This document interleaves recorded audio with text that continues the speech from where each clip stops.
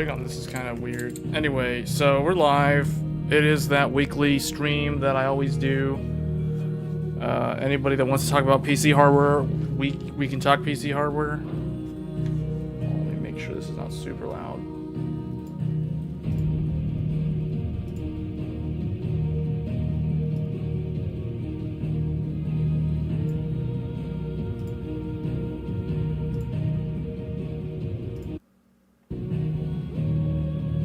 Hey Joey.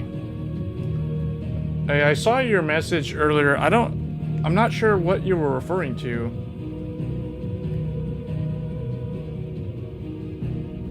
Oh wait, hold on. This is the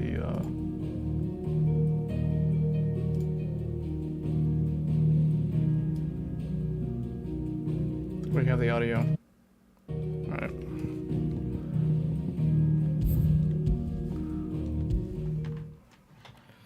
You were referring to the curve optimizer, but I'm not exactly sure what you were referring to.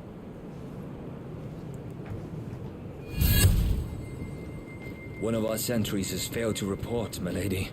Your orders? Pull the men back inside the care, Geralf. He is here, then. Have them lead Sid and his little Here, I'll pet put this to the minus chapel. 16 so it's not super I shall loud. entertain them there. You're referring to two people from the Discord. One of them, I don't know who you're talking about, and the other You've one, come for me after all. he gave me the idea to do the curve optimizer video after talking with him a little bit. So that's where that came from. But I don't know what. Oh,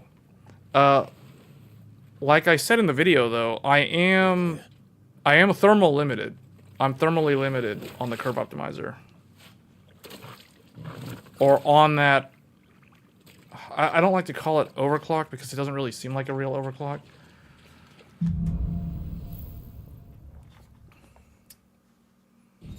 But the load line calibration.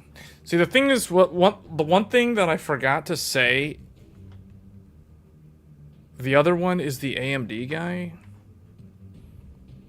Oh, oh, yeah. I've never actually talked to that guy. I probably should, because I do a lot of coverage on AMD stuff. Man, it is a nice trick. You'll have to kind of teach hard to me see. sometime. This is super dark. Hold on. Is there a way to make this artificially brighter?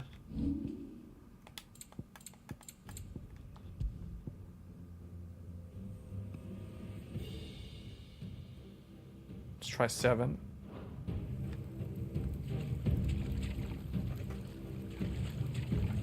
I think it's supposed to be dark, but still, it's really dark. Yeah, I guess I should talk to the AMD guy. What's funny is there's a lot of people that use... the Discord. I assume they're all subscribers to the channel. I'm not exactly sure. I think I need to set up a rule. I don't know. I like that it's getting a lot of utilization. You're getting a new 7950X tomorrow. I don't think they really change. I don't think they're supposed to really change that much.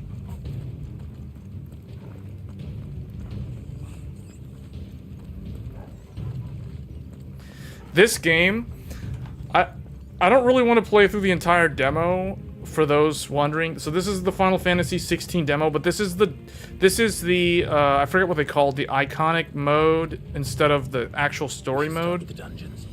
Because the story mode is so good that I don't really want to spoil it. And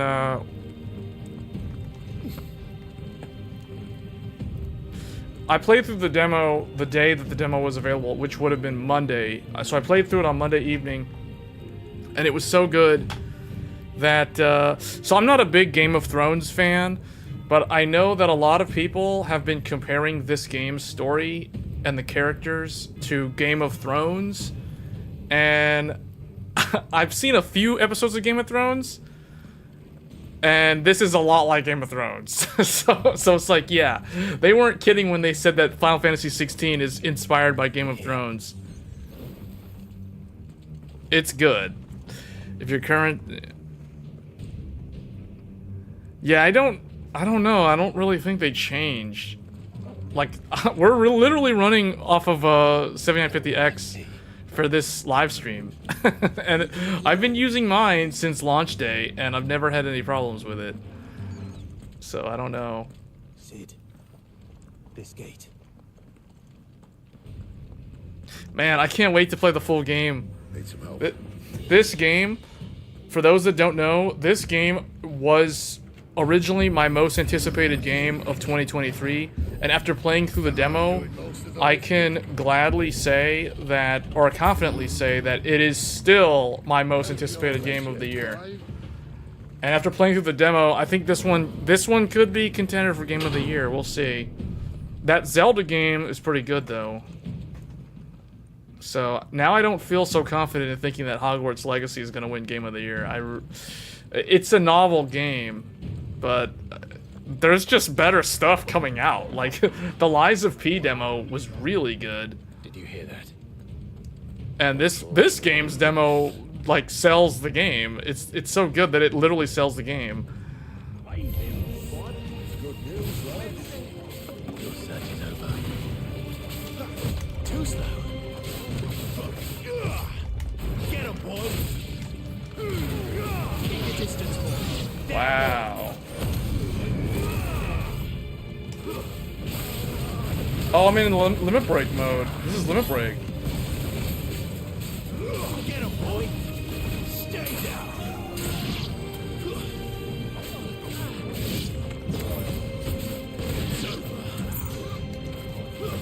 That's enough. Oh, this guy survived. You're also getting the X670E Hero. Let's do next.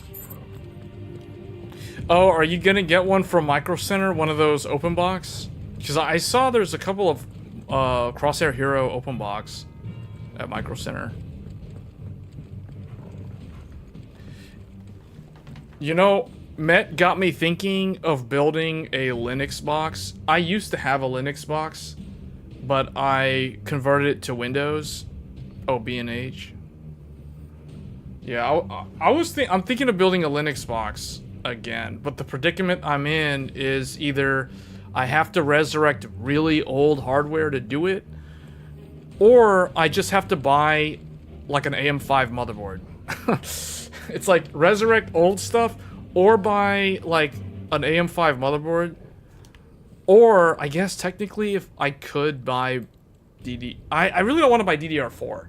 I would rather not buy any more DDR4. I don't want to buy DDR4 memory. I mean, I could take some DDR4 memory from my Threadripper system and put it in, like, donate it to build like a Linux box, but I don't know. Yeah, I was actually gonna do exactly what you did. I was gonna put the 6900 XT, or something similar. I don't really want to use the 6700 XT. In fact, I probably do need to do a follow-up video on Intel Arc, because I got some comments. I got some comments of people that were saying that it's like, I don't know. I kind of answered the question. Like, somebody commented on my, like, 7600 video saying that I should test 1440p. Well, no, I'm not going to do that, because the 7600 is not meant for 1440p. Like, if the manufacturer says it's meant for 1080p, I'm going to take them at their word. I'm going to test it at 1080p. Now, the Intel Arc, I do think that it should be able to do, not only can it do 1080p, obviously, but I think that the Arc GPU originally was intended to be a 1440p graphics card. So I do agree that at higher resolution, Arc doesn't fall off as dramatically as 8GB graphics cards do. However, if someone wants to compare the Intel A770 at 1440p, then it's going to be going up against like a 6700 XT. Like, that's what I'm going to compare it to, because that's the actual card that's meant to be at 1440p. Yeah, I'm thinking I'm thinking of doing what you did, though. I'm thinking of doing the exact same graphics card, because I have the exact same 6900 XT just sitting around. The 6950 XT, I would rather not use that one for a Linux, like a static Linux box, just because though it is a tiny bit faster, I want to keep it at the ready for like some sort of content that may involve using that graphics card. Because I am sort of juggling around the idea of doing some kind of content regarding the 3090 Ti, the 7900 XT, and maybe the 6950 XT, and maybe the 3080 Ti, because in my mind, the 3080 Ti, now I gotta make sure I don't mix this up, so the 3080 Ti is approximately the same as a 4070 Ti, and therefore the 6950 XT is also very similar to a 4070 Ti. So that's how I can approximate 4070 Ti performance in rasterization. And then for the 3090 Ti, the 3090 Ti is a little bit faster than all of those cards, which pits it right up against the 7900 XT. So it's like NVIDIA's best Ampere GPU is as good as the second fastest RDNA 3 GPU. That's the way I see it in terms of rasterization. And actually, in ray tracing, they're actually very similar. So I kind of want to do like a video on ray tracing. It's just I don't have a very good library of games to showcase ray tracing. Like I don't have Cyberpunk. I don't have like I don't have Control. You know, the game that Digital Foundry always uses. I mean, I could do Quake. Like Quake 2 RTX, I'll definitely do that one. I just have to go through the library because I mean I have like Far Cry 6 for DXR. I've got Resident Evil 8. I think that one has RT in it. I'm pretty sure that one has RT in it. And then I think there's like another one. Shadow of the Tomb Raider, Hogwarts Legacy. Those are like the games that I can think of that I would test ray tracing with.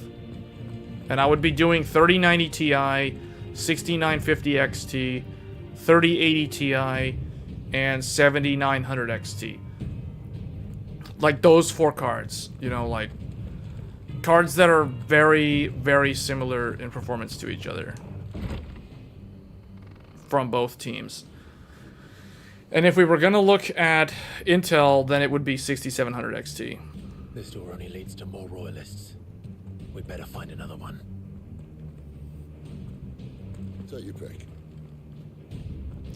But I don't understand. I don't know what the story is on the 7950X. Yeah. Like, I'm not sure, Joey, why you would want to swap that to another one. How about a window?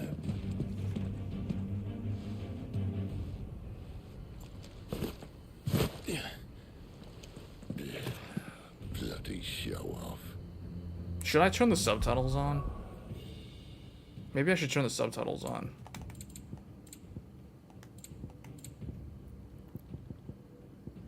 Where is it? Oh, here it is. There.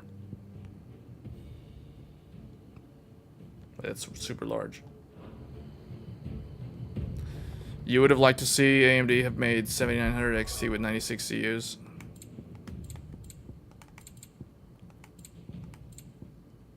Did you guys see that article from Igor?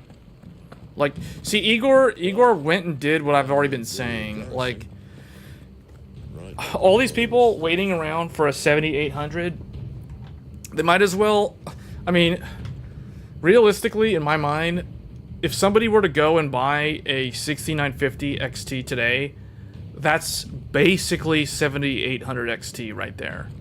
So I like when I saw that article about Igor like simulating a 7800 XT by taking the professional card, and that's kind of the results. So I expect the actual retail one to be like a 6950 XT. Yeah, no, I think it's going to be like 6950 XT. So it's going to be similar in the same ballpark as 6900 XT. But I think it's going to be a little bit faster.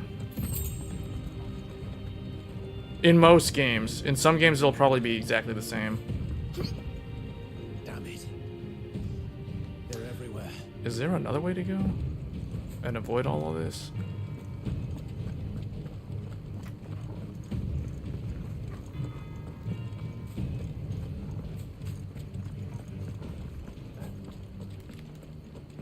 Yeah, Because NVIDIA's almost done, right? Like, NVIDIA has launched all of their... Like, the only card that is waiting is the 4060 at this point. That's the only card from NVIDIA that hasn't launched yet. Oh, I guess we're gonna go... Actually, you know what? Let's not go in here. Let's go... Oh, no. Okay, never mind.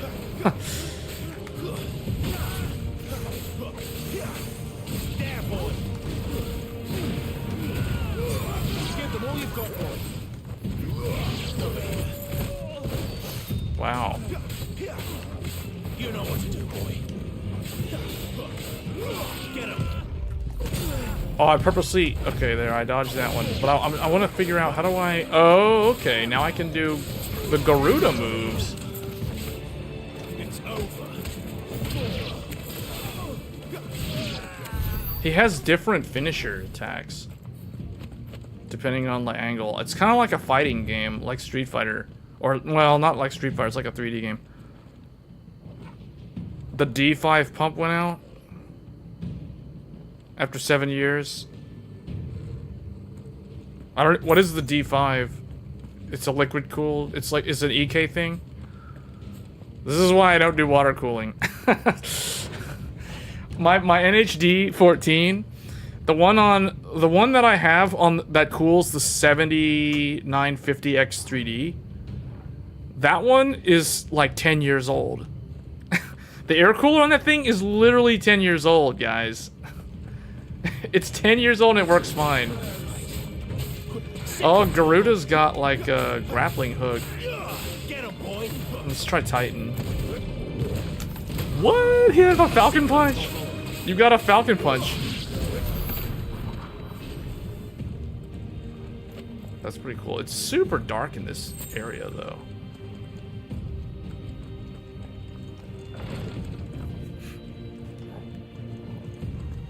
I have to play some Star Wars later.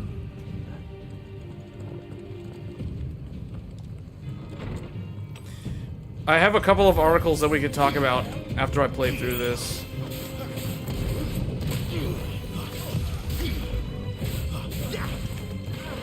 One of them is about Intel. About Intel's new branding. Guys, have you guys heard? It's official now. Intel actually really is redoing their branding on their processors.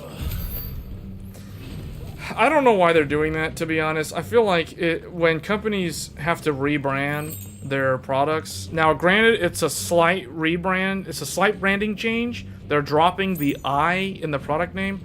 I mean, actually, we can just kind of go dig right in, or jump right in. Let's bring up the article here. Where is it? Yeah, that's it. Is it? Why are we not seeing it?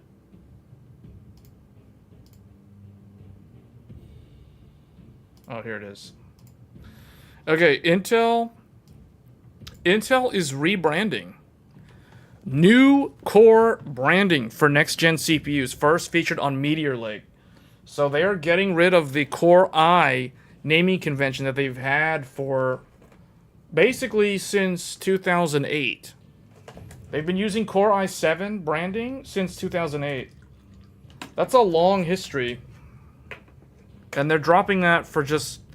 Okay, so instead of the Intel Core i5, i7, i3, that sort of stuff that they're very well known for. It's funny, not a lot of people actually know about Core i9. It's like the average person in the real world doesn't actually know that the Core 9 exists. They don't even know what a Core i9 is. They're going to think you're talking about some kind of iPhone.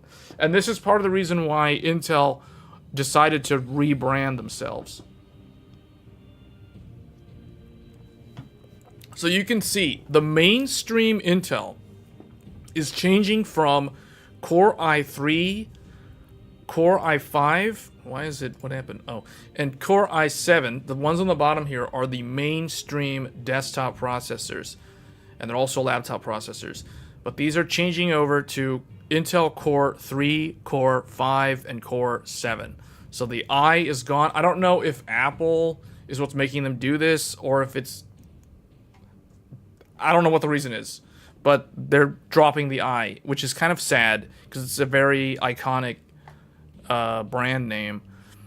And then for the Ultra, whatever this is supposed to be, the Ultra is okay. When I think Ultra, I'm gonna go on a limb here and guess what the Ultra is supposed to replace. But the Ultra is basically the K series SKU. So the Intel Core Ultra 5 is the replacement to the something i5 something K. You know what I'm saying? So 13600. Okay, let's not use the 13. Let's use some older stuff. Well, I guess we have to. Well, okay, let's just use what's current. So 13600K becomes Intel Core 13600 Ultra. Like, no, hold on. Let's do a double take. That's gonna be Intel Core Ultra 13. No, that doesn't sound right. Intel Core Ultra 5 13600. That's what it's called. I think. I think that's what it's gonna be called. So basically, if you are familiar with the K SKU, the K SKU is now going to be known as the Ultra SKU. Hey, Keke has joined. You returned. You returned to us in the 11th hour. So the ones in the top are the K SKUs. I think they are. I hope they are. Because think about it. Is there a 13 something K i3? No, there's no i3 13300K. It doesn't exist. So there's like an i3 13100 or something. So that is literally the one down here. So the Ultras are only going to be 5, 7, and 9, and those are usually the K SKUs, although they used to also include the i3 when there was no i9. So this is the new Intel. Let's kind of look at how the old Intel looked. The old one looks like this. I still kind of think that this is an iconic look. It's going to be kind of sad that these are going away. The little i3, i5, i9, i7, etc. You're only here because your sleep schedule is extremely bad, but it's worth it? Okay, well, I'm glad you're here. We have lots to talk about. So, this is their whatever. And then you've got this stuff. The new badge. So you got the old badge, which actually looked a whole lot better than the one before this one. If you guys saw the one that the 8th and 9th and 10th generation used, those had probably the ugliest badge. Well, okay, maybe the Sandy Bridge one was worse, but I kind of didn't like I did not like 7th, 8th, and 9th and 10th. I think all 4 of those generations all used the same ugly branding. They had that weird, it literally looked like somebody took an IHS and stamped like Core i5 on it. Then the 11th generation came out. Everybody's favorite, the Rocket Lake. The Rocket Lake came out and it started using this brand that we see here. The Intel Core i9 11900K was the first to use this badging.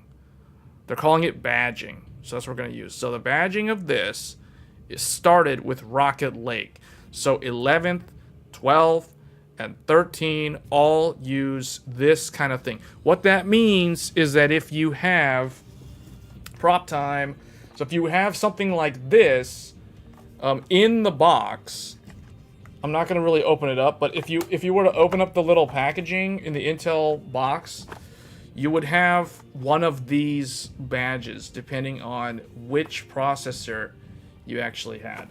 So in this case, if you want the light blue color, you need to buy an i3. If you want a slightly darker light blue color, you have to buy an i5. It sounds weird saying this. If you wanted to buy the classic blue color, you need to buy an i7. And if you want the really deep, like abyssal sea, deep ocean blue, you have to get the i9. That's usually how they've done it. And I don't think that's changing. Well, actually, no, that is changing. That is changing because now they're all going to be equal in color. They're going to be the same color regardless of whether you get a 3, a 5, or a 7. Because maybe someone somewhere in Intel probably thought that, hey, maybe we can sell more i7s if we use the same color. Because maybe somebody chose the light blue color on the i3 because they thought it looks nicer than the blue one on the i7. I don't know. I'm pretty sure no one thought that. That's supposed to be a joke.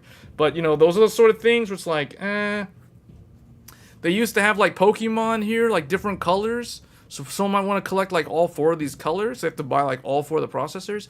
Now, they don't have to do that because they all look the same. So you guys get what I'm saying? So the new badging is just Intel Core 3, 5, 7. I actually kind of wish they would stick with 357 because that's how they used to always do things. But I guess I don't know. I guess they want to keep the 9 around because AMD is going to keep the 9 around, so they got to keep the 9 around. You go to bed at 6 a.m. Yeah. Sleep schedule problems. So it says right here, mainstream is Intel Core processor. This is the mainstream. So processor numbering, they actually give you a hint on how the processor numbering is going to look. So the preferred place processor number after the word processor. Wait, so they're actually going to use... So they're going to actually use the word processor in the name of the product? So the 14th generation Meteor Lake will be called Intel Core oh man, that's such a bad habit. Intel Core 5 processor 1400. No. What? Okay, they have given us, it says final processor numbering to be determined, but basically it's going to be a 4-digit number. So they're going back to 4-digit numbers, so which means they're probably re-rolling, and it's probably going to be a 1000 series. So does this mean they're not going to be 14th generation? Is this going to be first generation? This is going to be the Intel Core 5 processor 1500? I don't know. I don't know what they're going to do with the number. I don't think they even know what they're doing with the number. Anyway, now we've got the Ultra processors. The premium processors. So like I said earlier, these are the K SKUs. The Ultra branding is replacing the K SKUs. So now there's Ultra 5, Ultra 7, Ultra 9. So the Ultra 5 is the successor to the 13600K, specifically the K. I want to mention that because the one over here is the Intel Core 5, which replaces the i5 13400. And then, of course, you know, the same thing with the other two. So, interesting. I do like how the logo looks. I like how the badging looks. I'm not going to say the old one looked bad. I did like the old one. I do like this 11th gen badging more than the 7th and 8th generation, because those were terrible looking. Those are way bad looking. Skylake, I think, may have been the one that started it, actually, now that I think about it. No, Skylake had that ugly box art that looked like it was made from, like, a kindergartner or something like that. Haswell was the good one. Haswell and Broadwell have had very good Intel badging. Like, probably my favorite one of all time is probably the Haswell one. I did not like the Sandy Bridge one. That one was kind of ugly. And the original Nehalem one was also really nice. So Nehalem was good. Haswell was good. Rocket Lakes is good. And then all the other ones that I didn't mention were just, like, bad. Or they used the exact same one. Alright. So that's that. It says here, Intel's new core branding is going to be just as confusing as AMD's laptop. The AMD's laptop branding is pretty terrible. Like, the mobile SKUs, the Rembrandt, the Mendocino, all that stuff. I don't know. This is it. This is the AMD one. I already forgot how to decode this, but it's like... Yeah, exactly. Like, I don't know how to decode this. I don't remember anymore. It's like the year is the first number. So, like, the 7,000 is 2023, according to them. 8,000 is next year, and 9,000 is 2025. So, okay. And then the market segment. If it has a 1 or a 2, it's an Athlon. If it's a... Oh, wait. Well, see, what makes this confusing is how the 6 is also a 5, a Ryzen 5. So a 5 and a 6 in the second number means it's a Ryzen 5. A 7 and an 8 is a Ryzen 7, but an 8 could also indicate a Ryzen 9. So, and then the fourth one, the third number, okay, this is the Zen. Okay, I like this. So the third number is the Zen generation, so the architecture. So the 4 means it's Zen 4. Okay, that's good.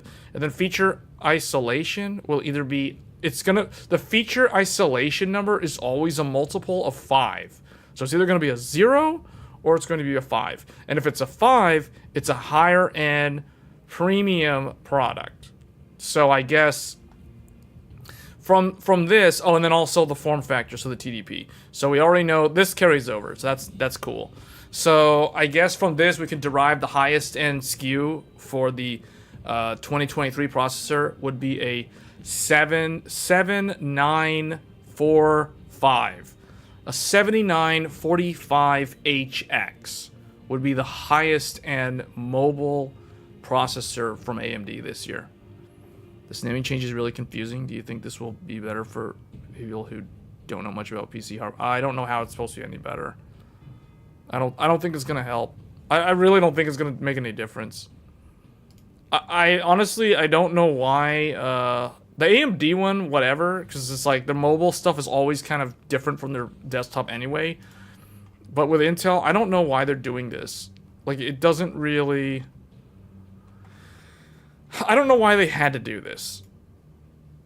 This is kind of like a move like this, going from this to this, makes me think of when AMD rebranded the Radeon stuff from like R9 390 to RX.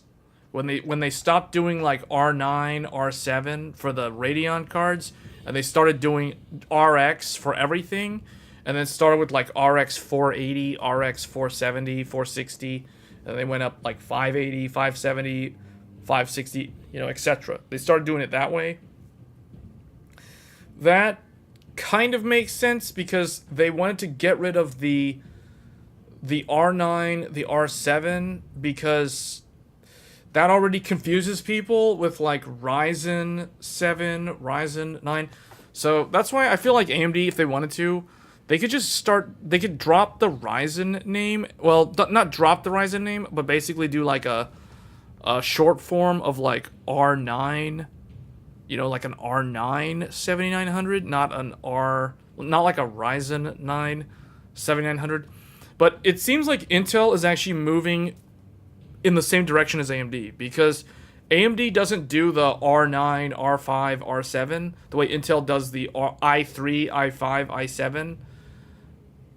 AMD has always just done Ryzen 5, Ryzen 3, Ryzen 7, Ryzen 9. So now Intel is basically achieving feature parity, or I guess naming parity, with AMD, because they're doing Core 3, Core 5, Core 7. See, just like Ryzen 3, Ryzen 5, Ryzen 7. So Intel's actually becoming more like AMD when it comes to branding. And I don't think that's necessarily a good thing, because AMD has never really been that good with consistent branding. Now, the processors, yes, they have been consistent with the processors, but then they went and like redid the mobile stuff, and you need a decoder to understand it, and you know, so their mobile stuff is its own naming convention, and the desktop stuff is a separate naming convention, and then Threadripper has its own naming convention.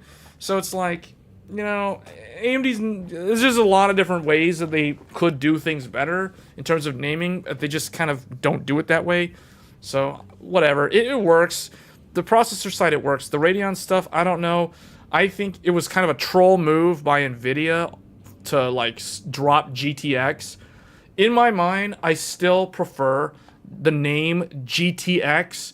GeForce GTX sounds way better than GeForce RTX. It's like, why would they do that?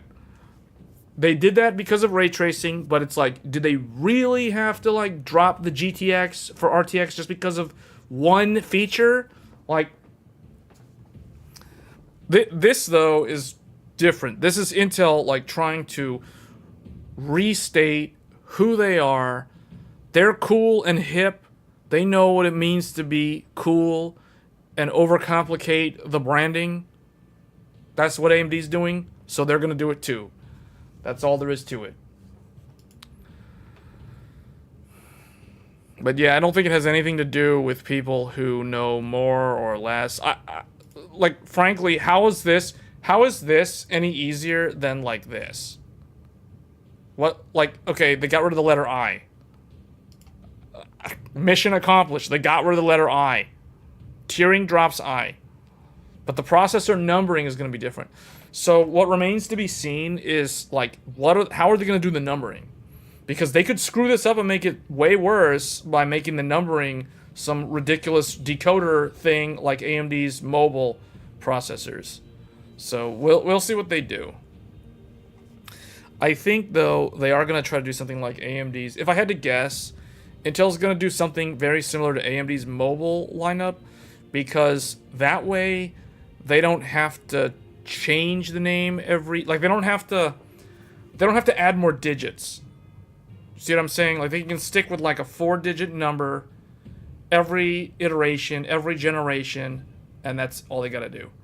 They don't have to do like 9, 10, 11, 12, 13. You see what I'm saying? Because eventually it's going to get a large, it's going to be like 21,650K. Or the 37,770K i7. Like, you see what I'm saying? Like, they don't want that to happen. So that's probably why they're doing this. Alright, anyway, that was a lot of talking about, you know, beating that to a dead horse. Anyway, let's go back to the game. Unless people have any more questions about that. But I think it doesn't make much sense to us now, but I think eventually it'll probably make more sense.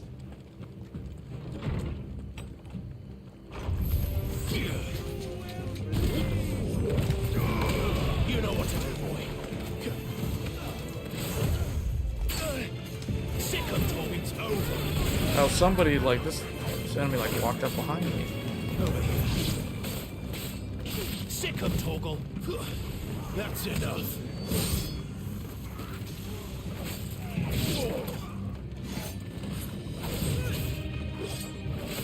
Yeah, the thing about the Linux box, I'm either gonna have to buy an AM5 motherboard, like a cheap one, or I'm going to have to get DDR4 memory, or I'm gonna have to resurrect a super old computer from like 10 years ago, and I don't think I want to do that. I would rather not use a 10-year-old motherboard and not have to bust out like a FX 8350 if possible.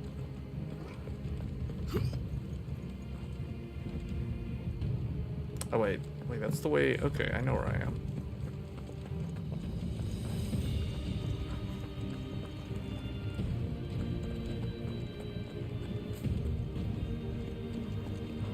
Wait, I guess I have to go?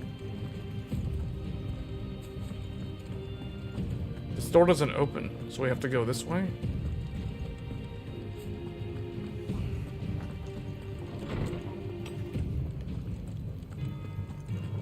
Oh, we go through this door.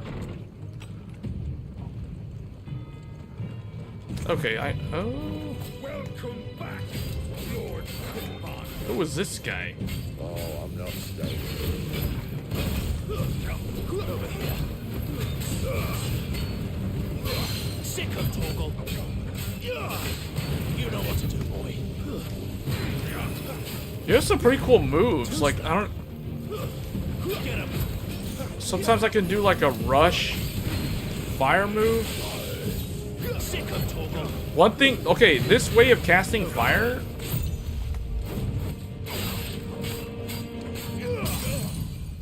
Get him. You know what to do, boy. Sick of Torgal. Get him, boy. this way of casting fire seems like Demon Souls. See, like this spell makes me think of Flame Toss from Demon Souls.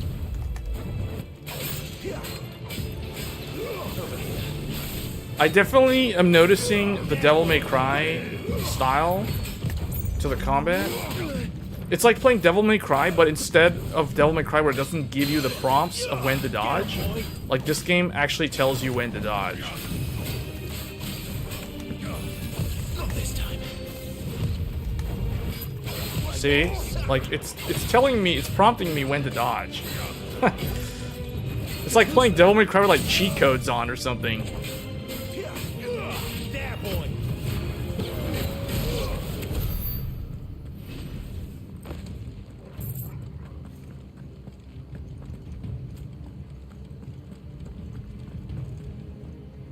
Never were one for half measures, were you, Ben? One thing about this game though, it being on PlayStation 5 at release, I can't wait to see what the PC version looks like, because this game does look, for a PlayStation 5 game, it does look pretty good, I would say. I'm not super impressed by any means. I would say I have seen better looking PlayStation 5 games. Like, if I had to compare this to Demon Souls, for instance, just looking at the textures, looking at, like, let's look at the fire here. See, like, the way the light looks, his armor has got the screen space reflections. But this doesn't really look any better than, say, what's a good comparison? This is kind of like Hogwarts Legacy, which is not the best game, but it's a pretty good looking game. So this game kind of looks like Hogwarts Legacy. So it doesn't look as good as Demon Souls. Demon Souls, that being a launch title, PlayStation 5 exclusive, I think really, really set the bar really high. There's another one that I can't remember the name of, but I don't understand why I can't remember it. I was thinking of it just a few seconds ago. It's kind of like The Witcher 3 remaster, sort of. This isn't a very fair way to showcase the game because it's dark, it's at night, and there's not a lot of light sources, so it's kind of hard to compare. But if you look at the ground, right, like the wall textures are full. It doesn't look like some bland, like, low-res thing. And I am playing this in the FPS mode, so we are playing this in the high frame rate mode. We're not playing this on the image quality mode. So if we look here, just to go show people, so you have game performance, you have frame rate mode, and then you have graphics mode. So I am playing it in graphics mode. If we switch it over to graphics, or I am playing it in frame rate, but if we switch it over to graphics mode, see, so now I can tell it's definitely 30 frames per second. This definitely feels like 30 frames per second. So, but again, see, it doesn't really look noticeable. I can tell it does look better. looking at the objects, like the bricks, for instance, they look sharper in resolution mode. But it's, I don't know, it's one of those things where it's like if you're playing through the game, you're not really gonna notice that too much. So it's almost like, in my mind, graphics mode is for taking like screenshots of like vistas and stuff, and then frame rate mode is like, see, like this doesn't really look that much worse than the graphics mode. It definitely looks lower res though. But as far as I know, I don't think they're using like any sort of FSR or any of that kind of stuff. I don't think that's in here because this is like Square Enix's own. I don't even know what this engine is. I don't know if this is Luminous, some Crystal Tools variant, or what. All I know is the producer said that they paid a lot of money to some third-party company to optimize the performance. I don't know if it really paid off for them, though, because it's like, the game, I don't know. The game looks fine, but if I have to objectively compare it to other games, I gotta say that Capcom's RE engine looks better than this. Like, Resident Evil Village looks better than this. Resident Evil 4 Remake looks better than this. And it runs at the same 60 FPS while looking better. So, again, this is kind of like Hogwarts Legacy on console in terms of the performance and the visuals. I have heard that this is a lower build, or an earlier build of the game. This is version 1.01, I think. And the one that the media tour got to play in Los Angeles last weekend was version 1.03, if I'm not mistaken. Seems they were expecting it. You don't say.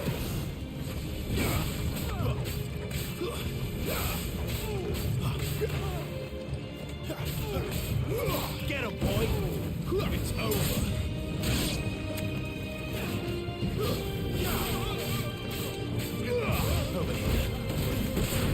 Oh wow, I didn't know I could do that. It's got a lot of different finishers.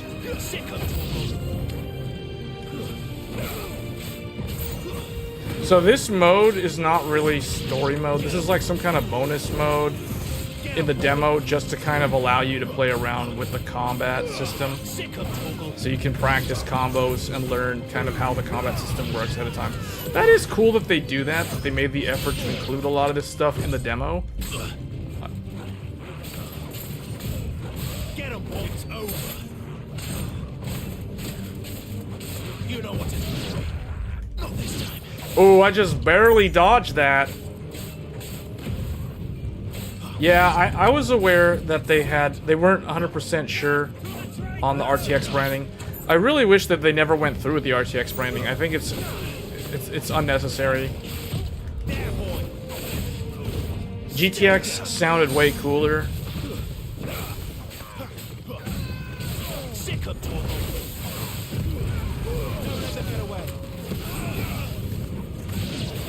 See, I can see this game like getting really, really fancy with the combos in late game when you have all your skills and stuff unlocked. In fact, I think I'm supposed to be able to unlock some of these.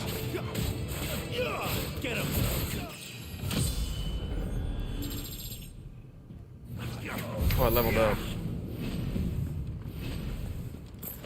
Oh, one thing I need to check is, can I learn some skills? Did I get new skill? Ooh. Oh, I can unlock some skills. I got ability points. Whoa, he's got like a Fist of Fury. Deliver a blinding flurry. How do I do this? The enemy, I have to be using Titan. And then I have to, the enemy has to be dazed.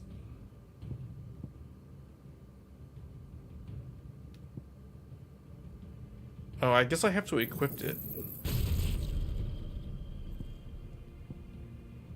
Heat wave. Oh, that's like a defensive summon a projectile dispelling wall of liquid flame.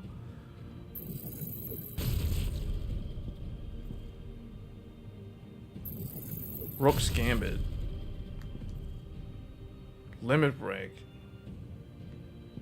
I can tell I'm gonna have a lot of fun with this game. This is one of those games that I can see myself actually finishing. Unlike pretty much every other game that I've played this year, except for probably one other game that I actually like. Fatal Frame Mask of the Lunar Eclipse is literally the only game that I've actually finished that came out in 2023. Every other game that has come out this year that I have actually played, Hogwarts Legacy, Forspoken, Last of Us Part 1, Jedi Survivor, although that one's kind of new, but it's technically like a month and a half old now. So most people that have played it could be done with it by now. And then there was another one that I forgot. Oh, Wolong Fallen Dynasty, which I talked so much about, and I still never finished it. Although I am pretty close on that one. Out of all the games that I started this year, Wolong Fallen Dynasty is the only one that is almost done, and the rest of them, not even close. So, but I can see myself playing the Star Wars game again, though. Thing is, I actually like playing the Star Wars game.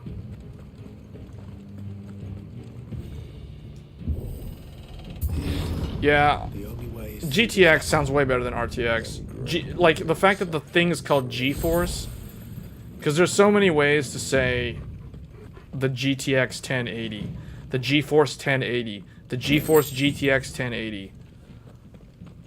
But then when you add that R, you just mess it up. You just mess it up.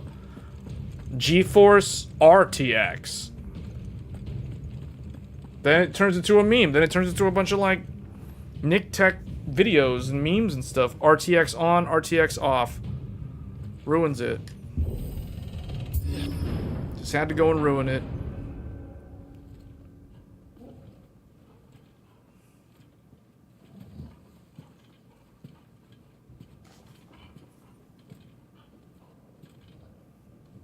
See, this game looks pretty good. What the hell happened here? I like this dude's voice actor. Sid has like a really cool voice actor. Little late for prayer, isn't it? Do I seem so desperate as to grovel at the feet of a false god? I was waiting for you. Not for too long, I hope. All this for a midnight chat. Well, let's chat then. Where are the men and women you took from Lost Wing? You mean where's the dominant? Waleed shall be requiring his services indefinitely. Come back to me, Sidolphus. I need you. Think of all the things we can create together. The world that we can build. You need me? Your king needs me. I'm all for building a new world. Just not his. That bastard's dreams are as twisted as his promises are false. And I want no part of them. King Barnabas saved you, and this is how you speak of him. Have you no shred of loyalty? What? Apparently not. To a leader who'd use me. Like he uses you. You know nothing of me, Sidolphus. You're right. I don't know who you are anymore. Or what you want. I only know what you used to say. That you were tired of running. That you just wanted to be free. Free of it all. You weren't lying to me then, so what changed? What made you think you had to sacrifice who you were to get what you wanted? Sacrifice. I use my talents to my advantage, and you would tell me there is shame in that? If there's no shame, then why do you feel so sorry for yourself? A rousing speech, Lord Commander. I was a fool to believe you might have changed. The only person I feel sorry for is you! That doesn't sound believable at all. I can't do this anymore.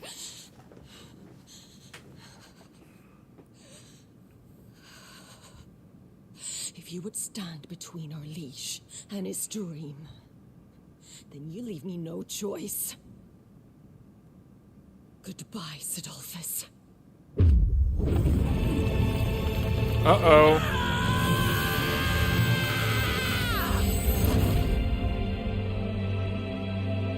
Stand back, Clive.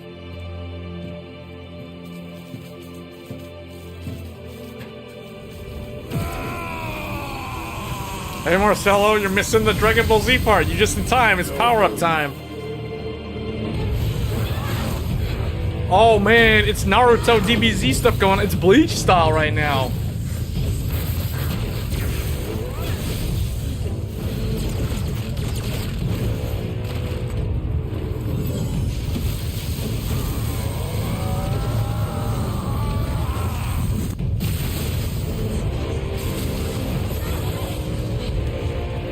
She was trying to interrupt his transformation sequence.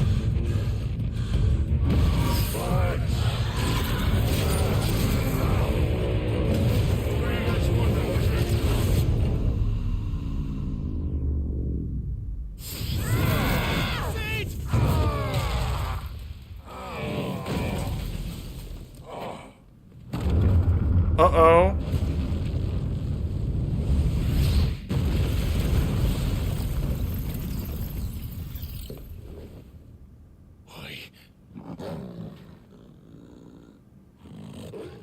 Finish them.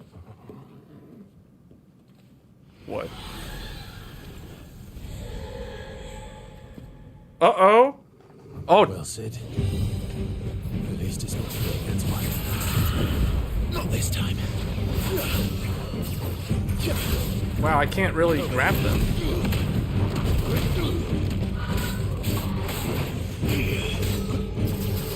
Oh man, that's like a Final Fantasy 14 style fight. That's a mechanic from Final Fantasy 14. They use that in some of the boss fights, in the raid dungeons and stuff. There, boy.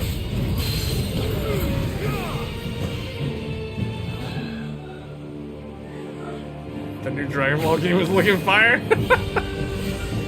Oh!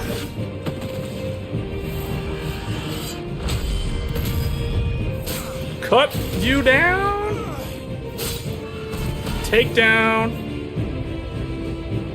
Give them all you've got, boy. Uppercut. Oh man, he's just going all rage. There, boy.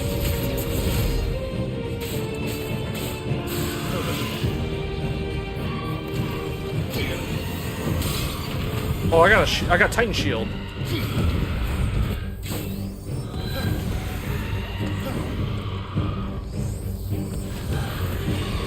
Not this time.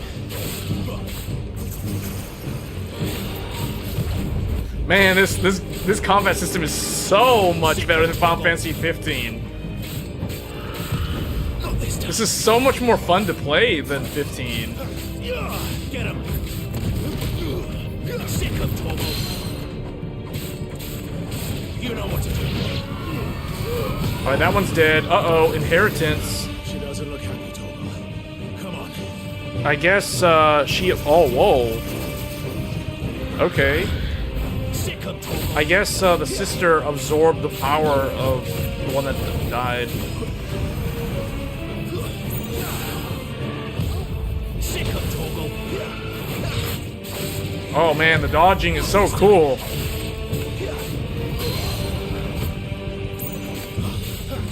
For those who like action games like Devil May Cry, they are really gonna enjoy this game. Sick of Togo. The control scheme is more refined than like Kingdom Hearts 3. Sick of Togo. Get him. Don't let them get away. Get him, boy. Get him, boy. Sick of Togo. Contact.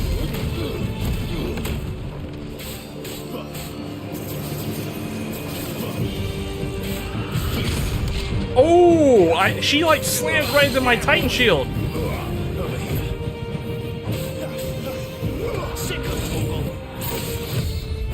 Man, the dodging, when you perfect dodge and counter, it's like the most rewarding feeling. It's like pulling off a parry in Elden Ring.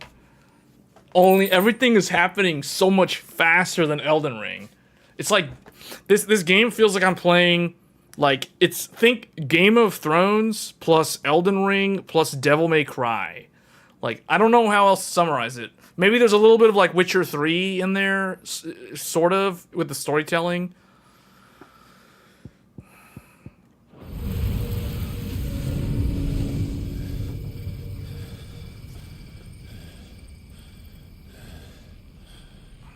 It's good though. This game, this is one of those games, just like the Zelda game.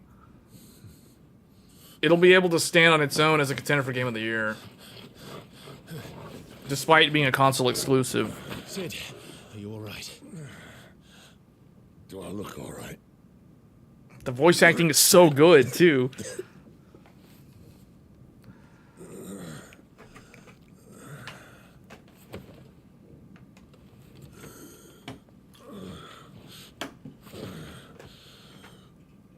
Benedicta will be on her way to collect the Dominant, if she hasn't already.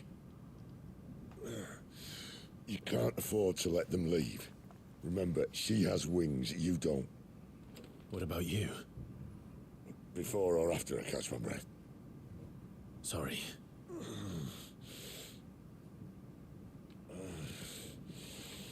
Come on, Torgal.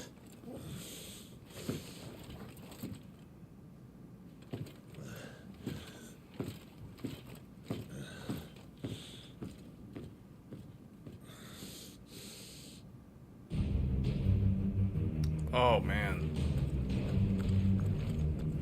You grow wings yet? Then you'd better start climbing those stairs. They'll sit guard here. Man, the dialogue. So, okay, this is the thing though. This is what makes a game like this. This demo, like, if anybody who was thinking about getting this game, but were on the fence, as long as they were able to play this demo pretty much sold them on the game. Because it's like, it's been a long time since I got to play a game partially, like a demo. And then I literally, when I finished the demo back on Monday, the actual story demo, because what we're playing right now is not the story demo. This is like some kind of bonus mode. When I finished the story demo, I was like, why did they end the demo here? Like, why? I want to keep playing the game. You know, I've never felt that. Like, the Lies of P demo was also very good. It was very long. But it didn't leave me with a sense of, like, I have to play the rest of this game right now. The Final Fantasy 16 demo had that effect on me, where it's like, I finished the demo, it ends right on like a cliffhanger ending. And oh man, I was like, what? That was perfect storytelling, and that is the way that you sell a game, on the merits of the game itself. The story's good, the music's good, the combat system is good. It has all the makings of a great game, like a game that's gonna be at minimum no less than an 8 out of 10. Like, this game, just from the demo alone, like, I came away from playing the demo thinking, I know it's just the demo, but just from the demo alone, I can tell this game is gonna be on the list of contenders for Game of 2023. Everybody keeps saying this game is gonna be dope. This game is dope. It is. There's a reason why people are saying that. Like, I cannot wait until next week when this game is actually finally available, like the full game. Because right now what we're playing is a bonus mode in the demo. Like, I finished the demo on Monday, and yeah, I have to see the rest of this game. This is one of those games, people. Like, here's the thing. Like, you guys know how I have all these games. I haven't finished any of them. I can guarantee you this game gets full priority, front of the line. cut in front of Hogwarts, cut in front of Jedi Lost Survivor, all that stuff, cut in front of all those boys. This game gets to go first, and this game is probably going to be the next game that I'm going to actually finish. Just like Elden Ring. It's that good. Elden Ring was so good that it's like, that's the only game I played for like 2 months. And it was so good that I actually quit Genshin Impact for several months so I could play Elden Ring and Stranger of Paradise. So that shows you like how much that game, She must be here somewhere. like the sort of quality of the game versus, you know, like all these other games like Last of Us, Adventures of Cole, the Jedi game, all that stuff. The Jedi game's pretty good. Don't get me wrong, I do want to finish that game, but, you know, it's just gonna have to wait. Wait, there's something over here. Ooh. There's like some secret stuff. Wait a minute. So there's like a door over here? And there's a door over there. Is there a door over here? No, I can't open this one. What's over here? Oh. Okay. Ooh. What does this do? What's the deal with the PC version? What about it? The PC version, that's coming like... Okay, so here's the thing for those that don't know. So, this game is going to be a PlayStation 5 exclusive for a while. It's probably... I wouldn't be surprised if the PC version, we won't see that until a year from now. So like 12 to 18 months. I don't know what the timed exclusive would be. If I had to guess, the timed exclusive is at least 6 or 8 months. But I really feel like it's going to be a year, if not 18 months. I know people are not going to like to hear that, but I'm level setting with all of you guys that are hoping to play this on the PC. You're going to be waiting for a very long time. Think about a year or a year and a half before you get to play this on PC. And the reason why I say that, go look at Final Fantasy 15, because that, I think, is the proof. The other thing is, if you look at Square Enix and their AAA roadmap, they've got a bunch of games lined up for the start of next year. So they're not in any hurry to release 16 around like December, January, February. No, this game, if this game comes to PC, and it will come to PC, but if it's going to come to PC, I'm going to say either next summer, 2024, at the earliest, or sometime in the winter of 2024 or 2025. It would be my guess. I could be completely wrong, but the thing is, Sony helped co-develop this game. I don't know exactly what they did, but they did help in some aspects of developing this game. I don't know what they did, but they did something. What does this do? Increases heat wave damage. Wait, that one increases my attack, so it's like, can I wear... Wait, what does this do? Time slows before unavailable. Oh, that's really good. When equipped, pet commands are executed automatically, and Torval's actions will adapt to Clive's. Do I really need this? You know what? I want to try heat wave. So I should, if I'm gonna use this, I should be in the Phoenix form. So yeah. How do I customize my... How do I customize what my moves are? Oh. So I like Scarlet Cyclone. Oh wait, Rising Flame. What does Heat Wave do? Oh, that's cool.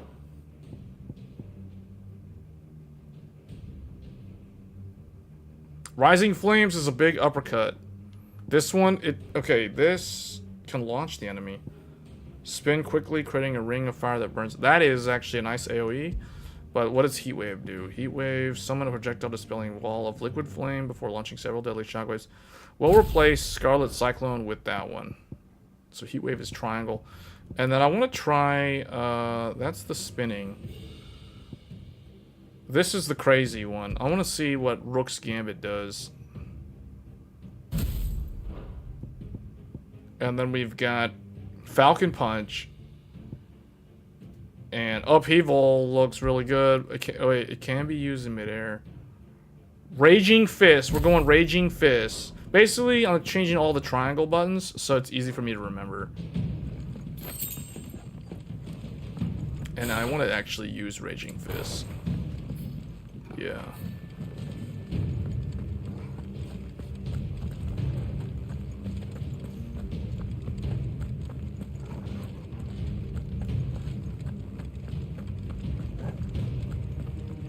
Withdrawal has been signaled. What do I do? Some opponents will cast Cure.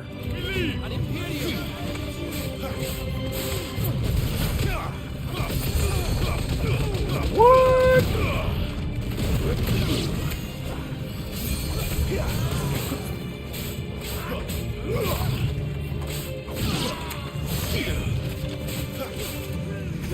I keep forgetting. Okay, man, I'm so used to the Phoenix mode that I forget. This is casting. What am I casting? Earth?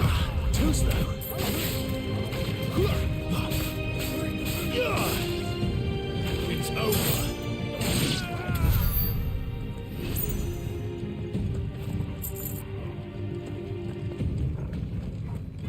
Because I feel like Square Enix is gonna wait until next year, next summer, to launch this game on PC. Because they will make more money that way.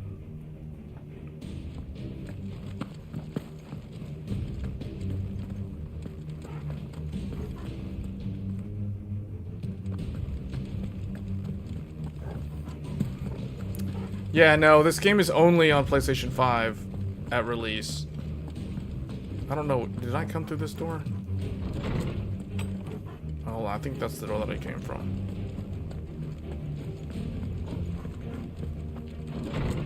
Yeah, this is the way.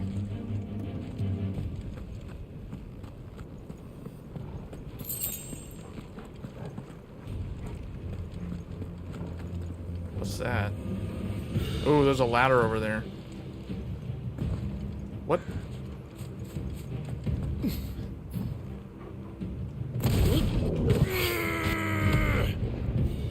Oh, you can't destroy the wall? Or the rubble? Okay. I'm running out of tower.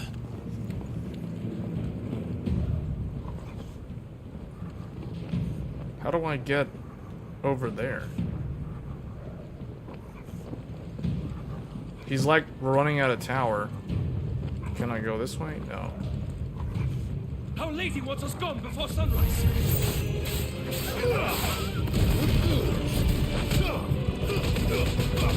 Man, those dogs are taking a beating. Not this time.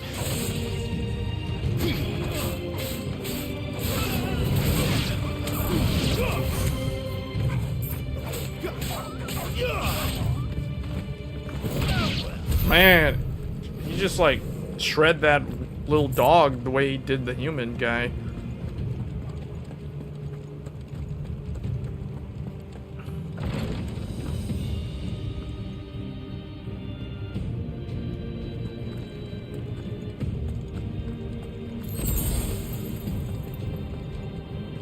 See, this game is gonna be good on the...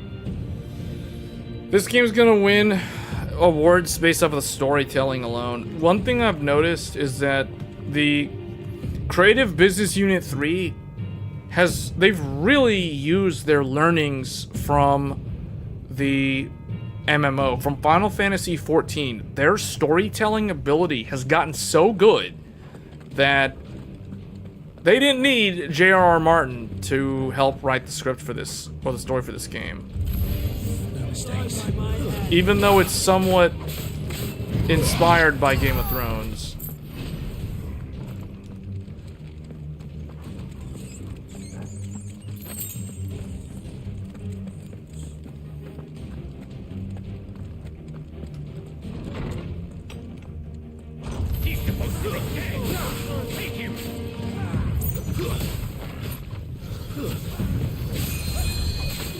Hey, there's somebody casting like cure magic.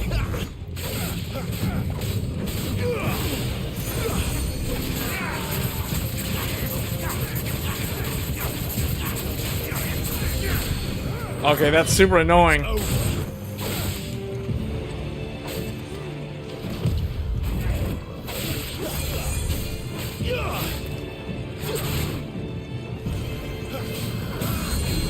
That's the dude in the back.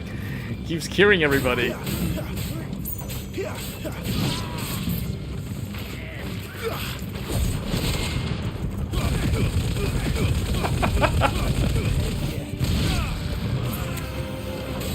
this time. Too slow.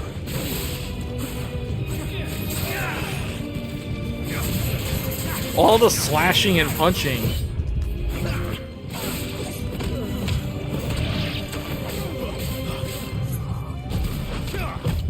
Not this time.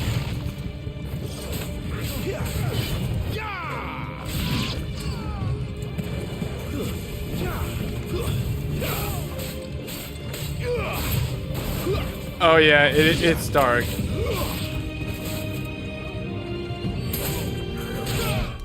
Yeah, it's really dark. See, you can see it when I pause, but for some reason in this castle area, it's really dark.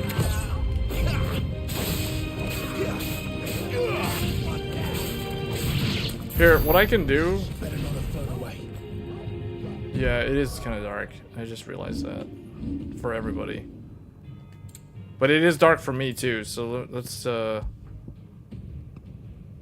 what happens if we do 10. That's a little bit better, but now it's gonna, now all the colors gonna seem kind of washed out. This place specifically is really dark.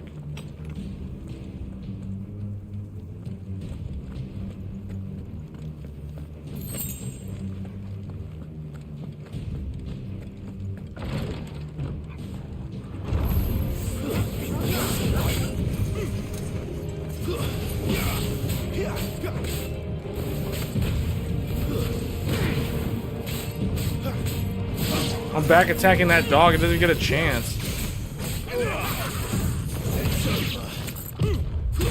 Whoa. This guy's tough. This is Assassin's Creed. This guy's Mr. Assassin's Creed.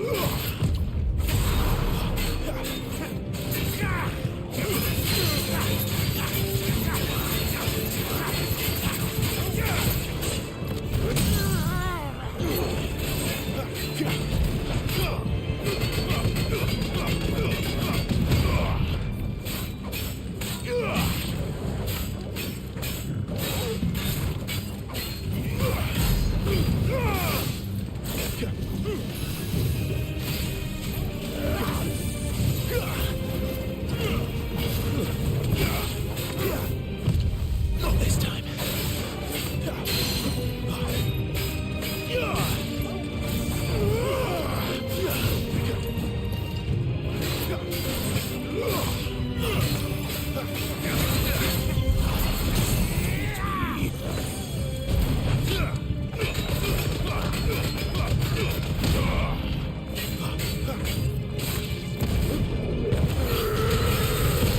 Whoa, Falcon Punch or Warlock Punch.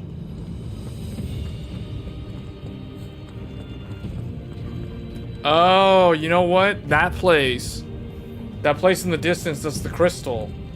That's the, that means we are in the lands of the Empire. That means these enemies are the Empire.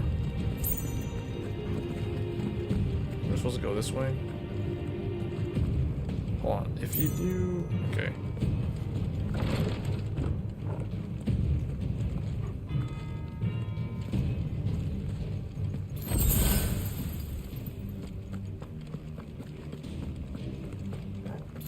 The Green Tower.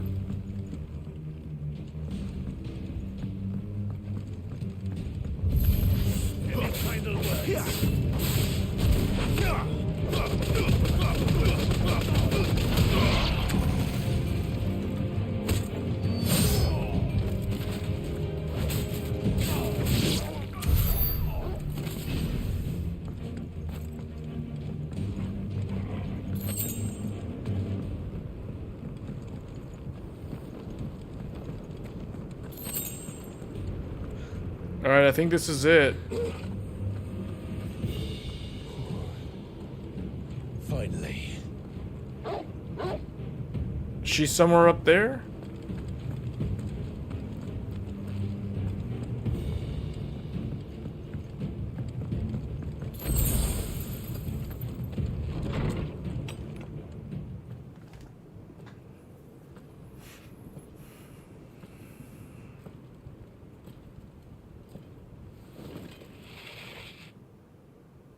I confess I expected more from the old man. And less from you. This is the second time you've bested my sisters. Men of your talents are rare indeed. Why cast your lot with such undesirables? If it is the hearth you long for, you will find more than enough warmth under my wings. You know exactly what I want. Hand over the dominant, and I'll leave you in peace. You would dare to make demands of me. Know your place, little lamb. Fool is the shepherd who heeds every bleat of the flock. And I will suffer yours no longer. What? Must I spell it out for you, Branded? No one is listening. No one at all! Ah! Uh-oh. Come, little lamb, to the slaughter with you.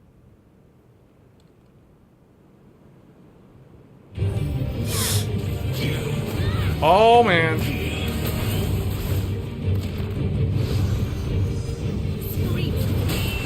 Titanic block.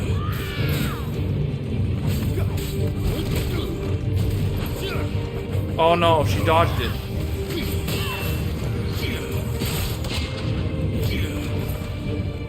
Did I perfect guard that?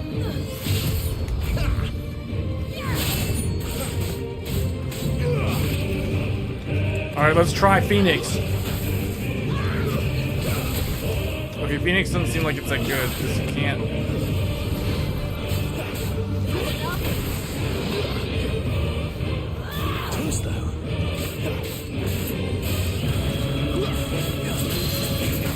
I will use these attacks on her.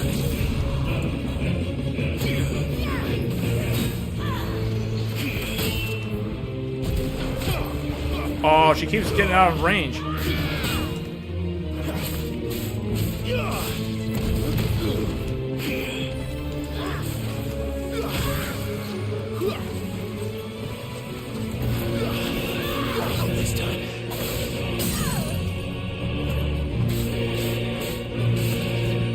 Come on. Oh, man. There we go.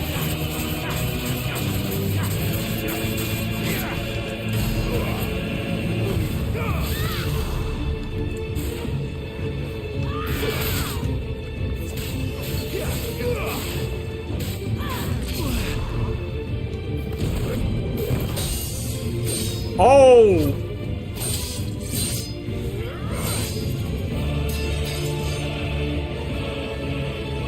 Where is he?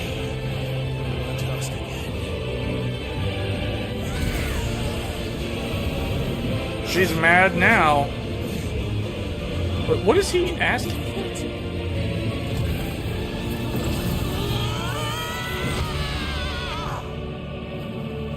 Oh. Uh-oh. Oh no, now I have to fight her in this mode.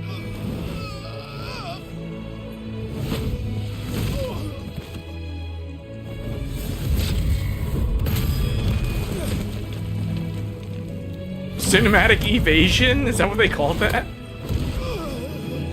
Dodge this. Oh, Torgal.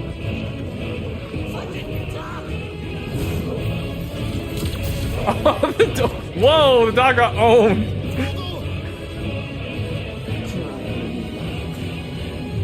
There's no one to save you.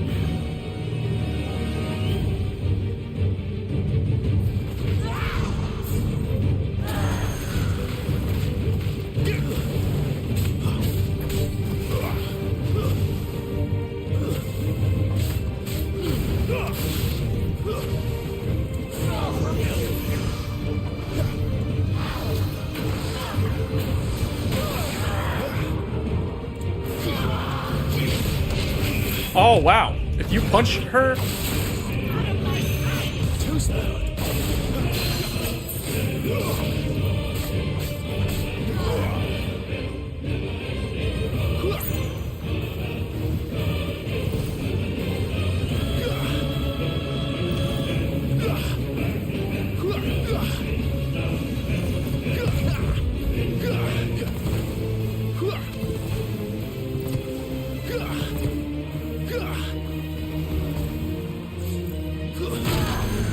Oh, wow. Whoa, I took a lot of damage from that.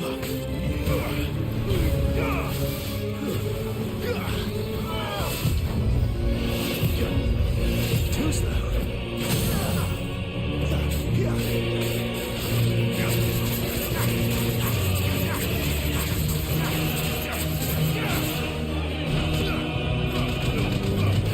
Man, she has a lot of HP. Time to join your pet.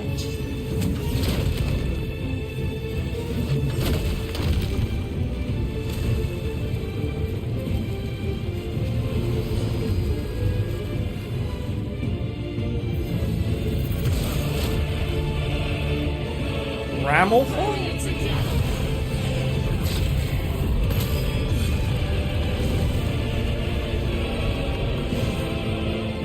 Stay down.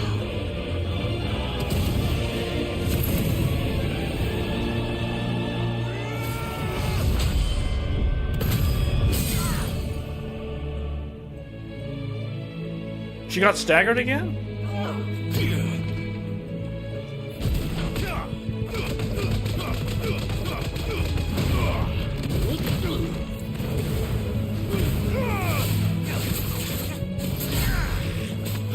Don't touch me.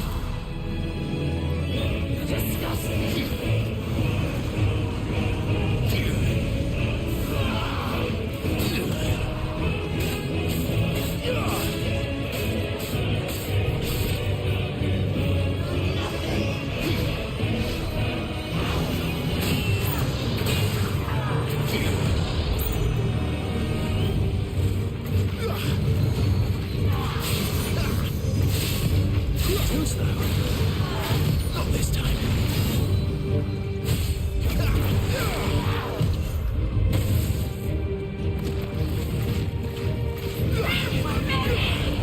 Uh-oh. I don't even know what I'm supposed to do.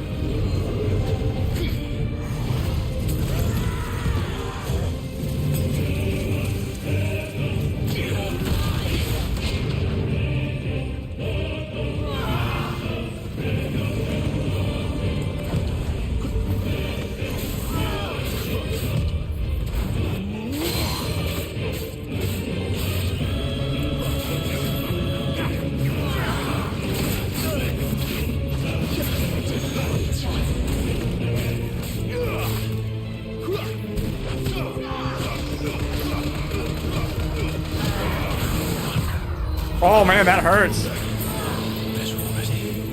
I took a lot of damage there.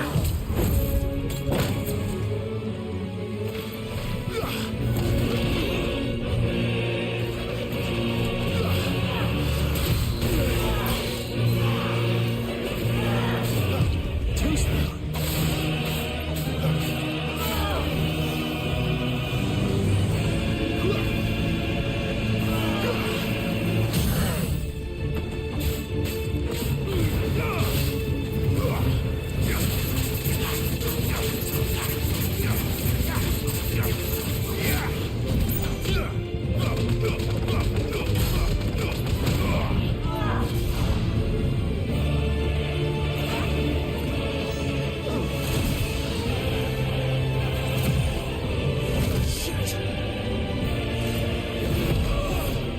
Ouch.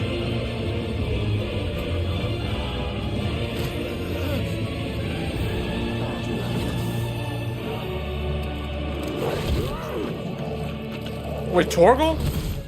What? He did Captain Falcon's up B? Torgal did Captain Falcon's up B.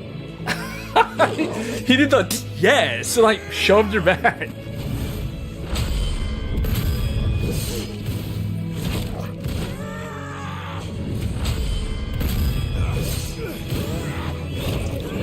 What?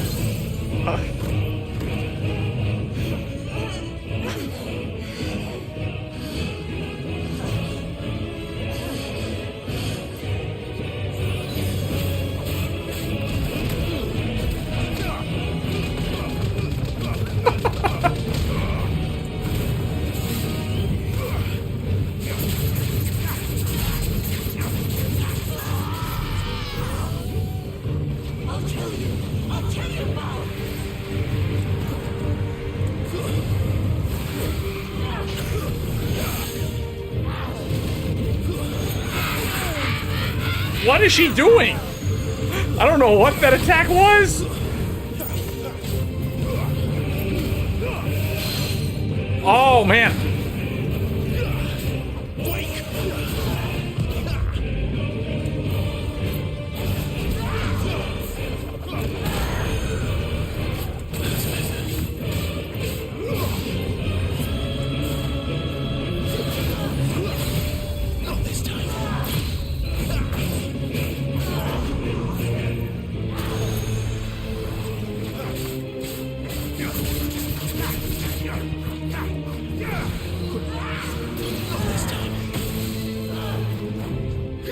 Oh, that was her grab. That was Deadly Embrace.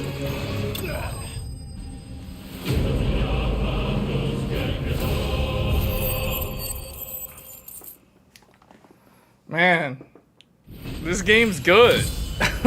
This game's pretty good. Just the combat system alone is really good. But it's like each component of this game on its own is what makes it so great, right? But that's how all great games should be.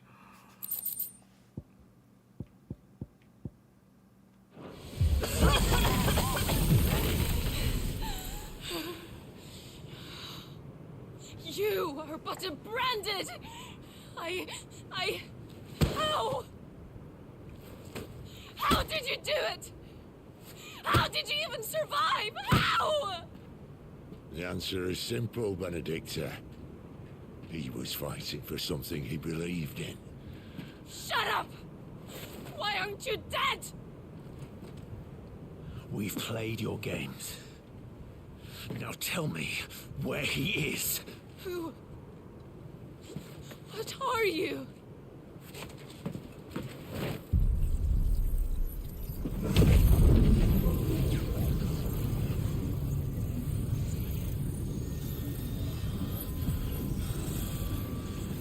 Why?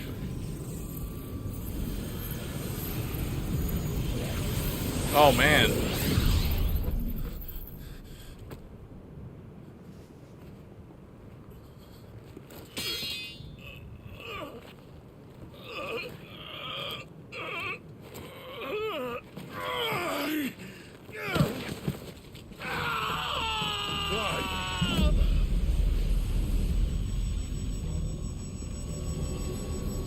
Torgal's like rushing toward him.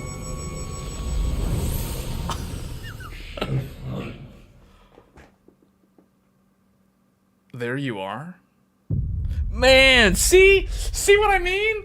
Like, man, this is the second time. This is the second time they've done this to me.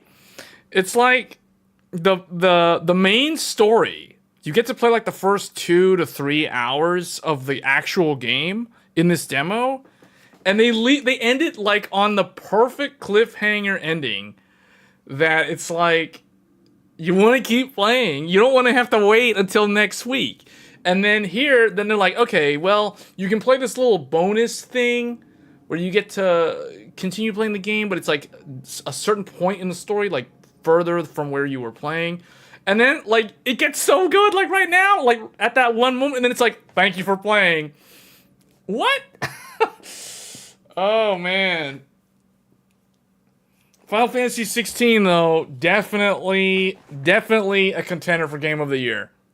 It's automatically on the list. In my mind, it's on the list. And if you guys have been following my channel, or at least the live streams for a while, you would know Final Fantasy 16 is my most anticipated game of this year. So this is the game that I am going to play I might even try to like platinum this game since it is on PlayStation 5. See, the thing about the game being on console, for some reason, I don't know what it is, but when I play the game on a console, like a PS5, I feel for some reason more inclined to try to get the platinum trophy. I don't know why that is, because when it comes to playing games on Steam, I never really care, or I never really bother. I don't know why.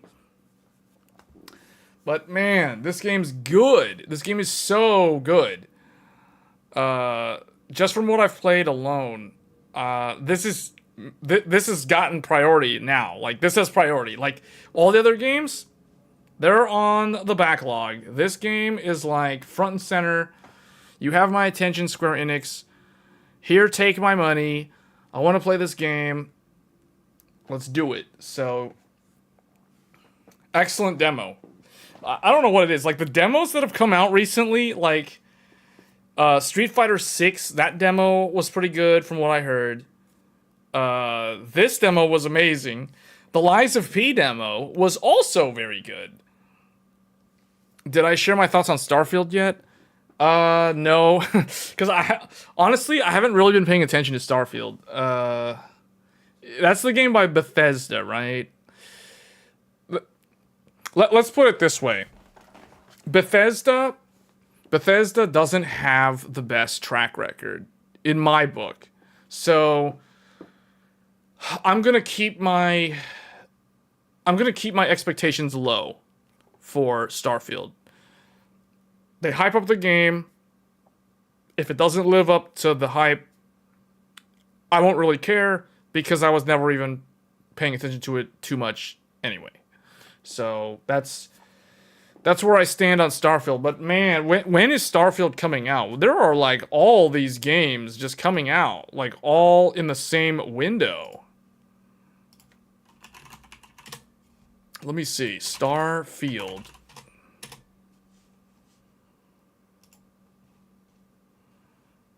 Hold on. Starfield.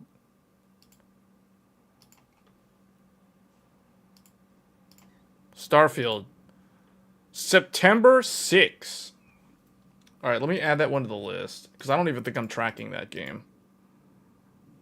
Yeah, I wasn't even tracking it. Starfield. September.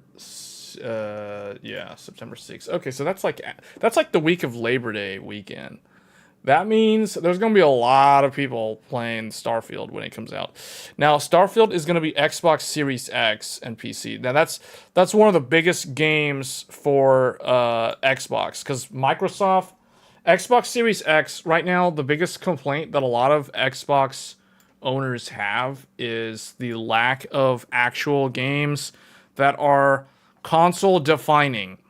So, it's like PlayStation 5 has had so many great games since launch, like Demon's Souls, Horizon Forbidden West, this game. There's more, like the Ratchet and Clank game, the Spider-Man games, Miles Morales, like Spider-Man 2 is coming out, all that other stuff. Now, yeah, eventually those things come out to PC, but it's like, you're gonna have to wait for a while. It's like, I don't want to wait. It's like, if I really want to play that game, like, for example, Final Fantasy 16. Am I gonna wait for Final Fantasy 16 to come out a year from now or a year and a half from now on PC? No, I'm not gonna wait. Demon's Souls Remake is, but it's a completely rebuilt game, though. I know it's not a new game. I know all about From Software's games. But Demon's Souls is Demon's Souls Remake is a PS5 exclusive, and it is very good looking. So, like, that's the thing. Xbox has Redfall? Well, no, like, what does Xbox have that you can't actually play on the PC? See, like, PlayStation 5 has games that you can't actually play on the PC. You can't play Final Fantasy 16 on the PC. You can't play Demon's Souls Remake on the PC. You can't play Horizon Forbidden West on the PC. So it has actual console exclusives that are really good. There's a couple of other ones that I'm forgetting. But I mean, that's kind of the reason why I have a PlayStation 5. They released all their games on PC since 2016. id Software is apparently the only reason a Bethesda game is finally going to have a proper object motion blur. Xbox. Wait, hold on. Redfall. Redfall is on PC. Oh, but you mean like it doesn't? It's not on PlayStation. Okay, so it's not on PlayStation. Oh, and it's also not on like the old Xbox One. That's good. Games are the newer games that are coming out now are starting to look really like they're actually starting to look next generation because they're not. Developers are no longer having to cater to PS4 and Xbox One and that kind of stuff, and that's the reason why games are starting to look a lot better now. Isn't Ghost of Tsushima also on... Hold on.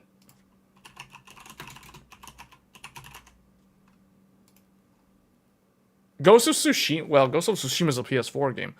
But yeah, Ghost of Tsushima can be played on the PS5. Demon Souls... Calling Demon Souls a new game is... No, because I'm talking about the Demon Souls remake. And it is a new game. The other thing, too, about Demon Souls Remake is Demon Souls Remake has an entirely different way to play. You can actually play in... What do they call that mode? Fractured mode? Yeah, fractured mode. Demon Souls Remake has fractured mode, and it has an entire new armor set that you can't actually get in the original PS3 game. Calling Dead Space Remake a new game, it's just the same game with better graphics.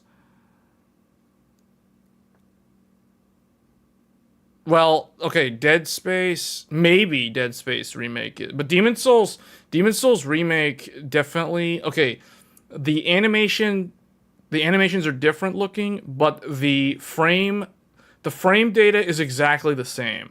Even though they redid a lot of the attack animations, like the way you do a parry attack in Demon Souls, a lot of the, depending on what weapon you're using in the remake, the animation is actually different.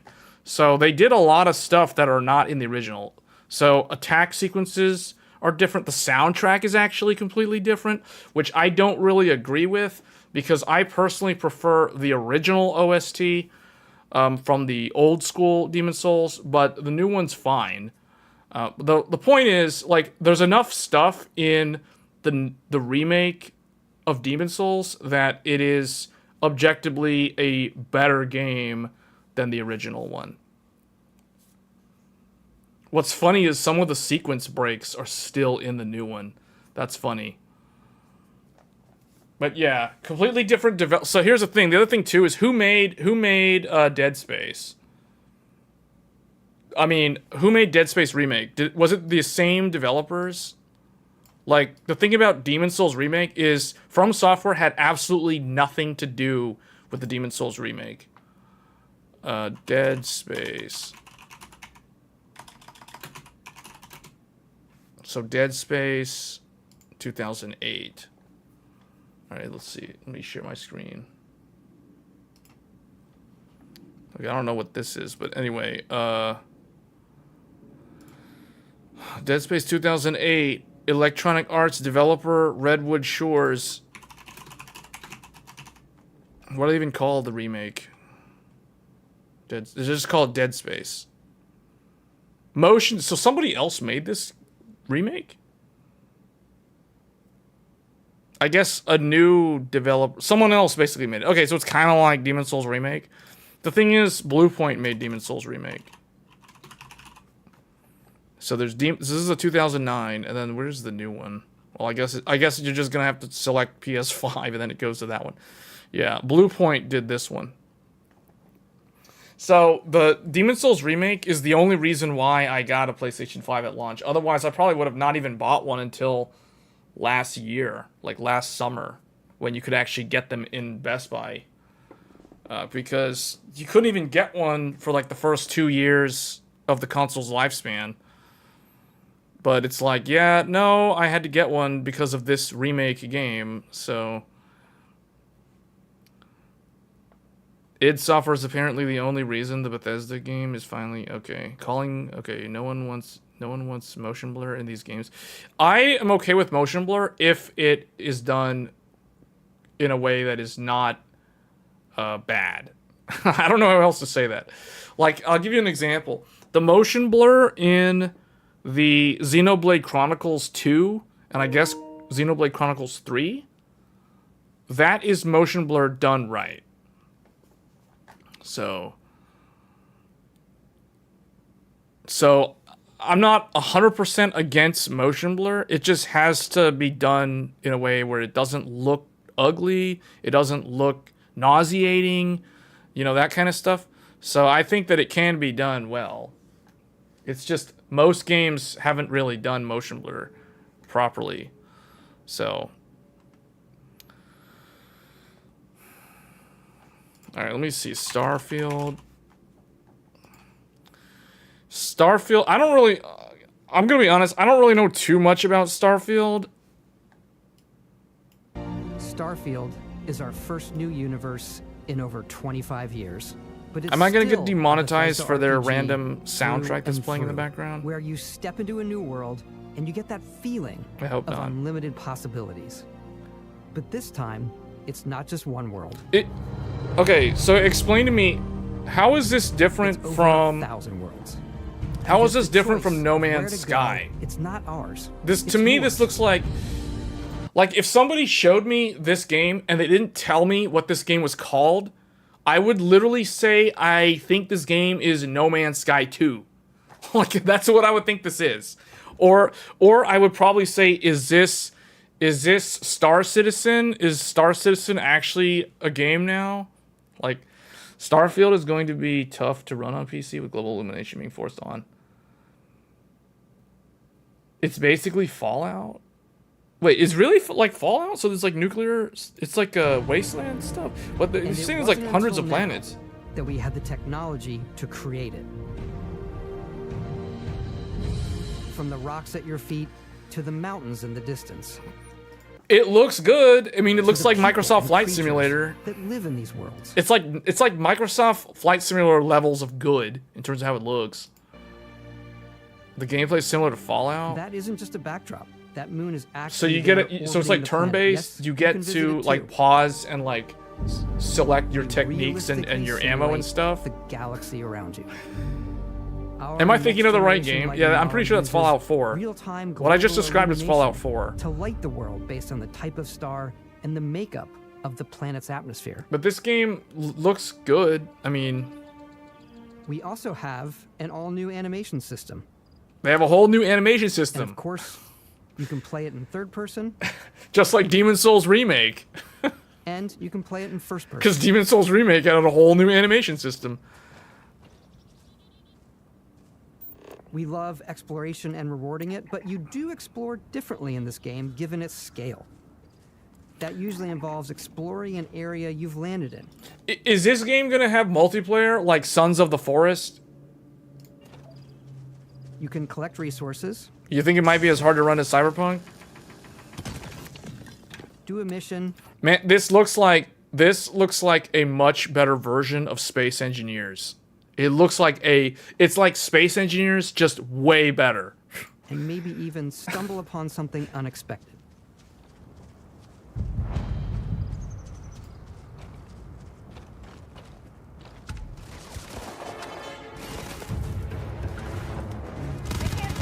Oh, okay, so it's got the combat system. Yeah, this looks like this is like Space Engineers meets Sons of the Forest.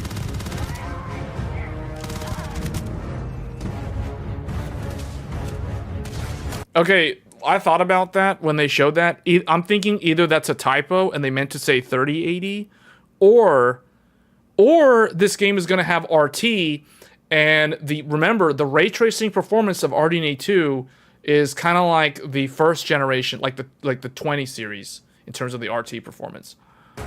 So if they're basing that number, those recommendations off of RT, then that kind of makes sense to me. But even then, like the 6800 XT is so much faster in masterization that I think it'll still be better. So it could be a typo. They might have meant 3080.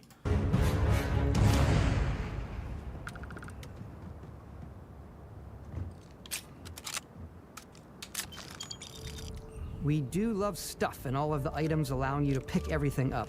And you Global illumination is RT in this game? Okay, then maybe that's why they're doing it. Because the RDNA 2... Because remember, AMD's like one generation behind in RT, right? So that means like RDNA 2 is kind of like 20 series RT. RDNA 3 is kind of like 30 series RT, and so on. So that if that's why, if it's because global illumination is on all the time, 24/7, you can't turn it off, and it's pure RT based, then that might be the reason why they're listing them that way. can view all. But even then, I don't know, man. I think that they really mean like 3080. To me, that seems kind of wrong. Yeah, and that makes sense. That in your data menu. Like RDNA 2, I've always thought in my head, RDNA 2 and 20 from your series skills have the same to your RT ship, performance. Your missions and your inventory. And RDNA 3 We is love to like pack a ton Ampere. of detail in every object, from all of your weapons to spacesuits to food. We just obsess over the details, and food. We obsess over food. Hey, at least they made the food look pretty good. I mean, it looks kind of like the food in Final Fantasy 15. When you're done exploring, you can walk back or fast travel to your ship. We have companions and crew you can take with you. I left Vasco here back at my ship. Hey, this makes me think of Interstellar. When I see like droids helping out, Let's head out. it makes me think of Case and the other one.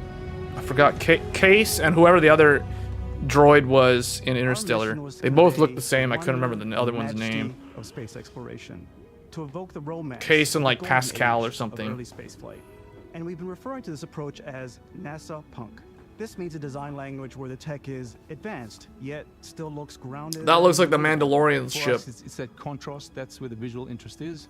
Obviously, the NASA. Man, if I which is play the this, I'm so power, making a function, character like style, and Mandalorian. then Like the Punk, which Mandalorian. is all about style. That's what I'm gonna do. You can see that visual style coming through in your ship. Can you use Ship melee is your weapons? home for you and your crew. And like many of the spaces in our game, it Can has you a bust out like slightly lightsabers and retro stuff? analog touch, a bit of lo-fi rather than Can I bring my sci-fi, lightsaber where into everything is Starfield? well used, worn, and lived in. Alrighty. What's the plan, Captain? This is your star map. It starts with the planet you're currently on. You can see all of its info and resources. You can choose a landing spot or fast travel to known locations.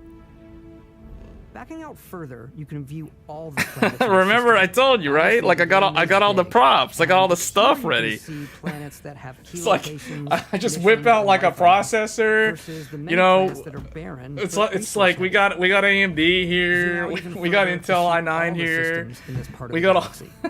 we got all the You stuff. can We got fly close to PS5 lanes that are light years controllers. away. We've got Just use your ship's PS3 lab controllers drive to for some control reason. There's like a space and PS3 jump to controller new here. systems. I don't know You'll why. need to And then there's like an upgrade your Xbox shipping skills if you 360 wanna one jump that's to the most wired. distant ones. But for now, we'll plot a course to the Alpha Centauri system, where we can find the city of New Atlantis. See, okay, I like these type of games. I did try to play Star Citizen, like back in 2021 or something. Like there was a point where I tried to get into Star Citizen, but I just, man, I don't know. Like these type of games, as long as this game is not as tedious to figure out how to do things, like, cause Star Citizen is so. It's like so simulation heavy in terms of like, if you want to fly your ship, you have to know like all these buttons and all this stuff, and you have to like specifically move your viewpoint so that certain controls and things are within your line of sight so you can actually interact with them. To me, it's like, I don't know, that's just too much. That is an example of too much immersion to the point where it is more tedious than it is actually fun to play. So that's why I don't really like Star Citizen for that. If Starfield is not like that, and if it's about like exploring planets, and you can play as the Mandalorian, and you can do all these things with like different combat styles. If it's just gonna be like a shooter and just like point and click and interact with stuff, I mean, it's okay. I don't know if I'm gonna play a game like that because it's like that's not my thing. But you know, if it's got a lot of variety in terms of the gameplay, then it's probably gonna be fine. I might look into it. If it has a built-in benchmark, I'll really consider it.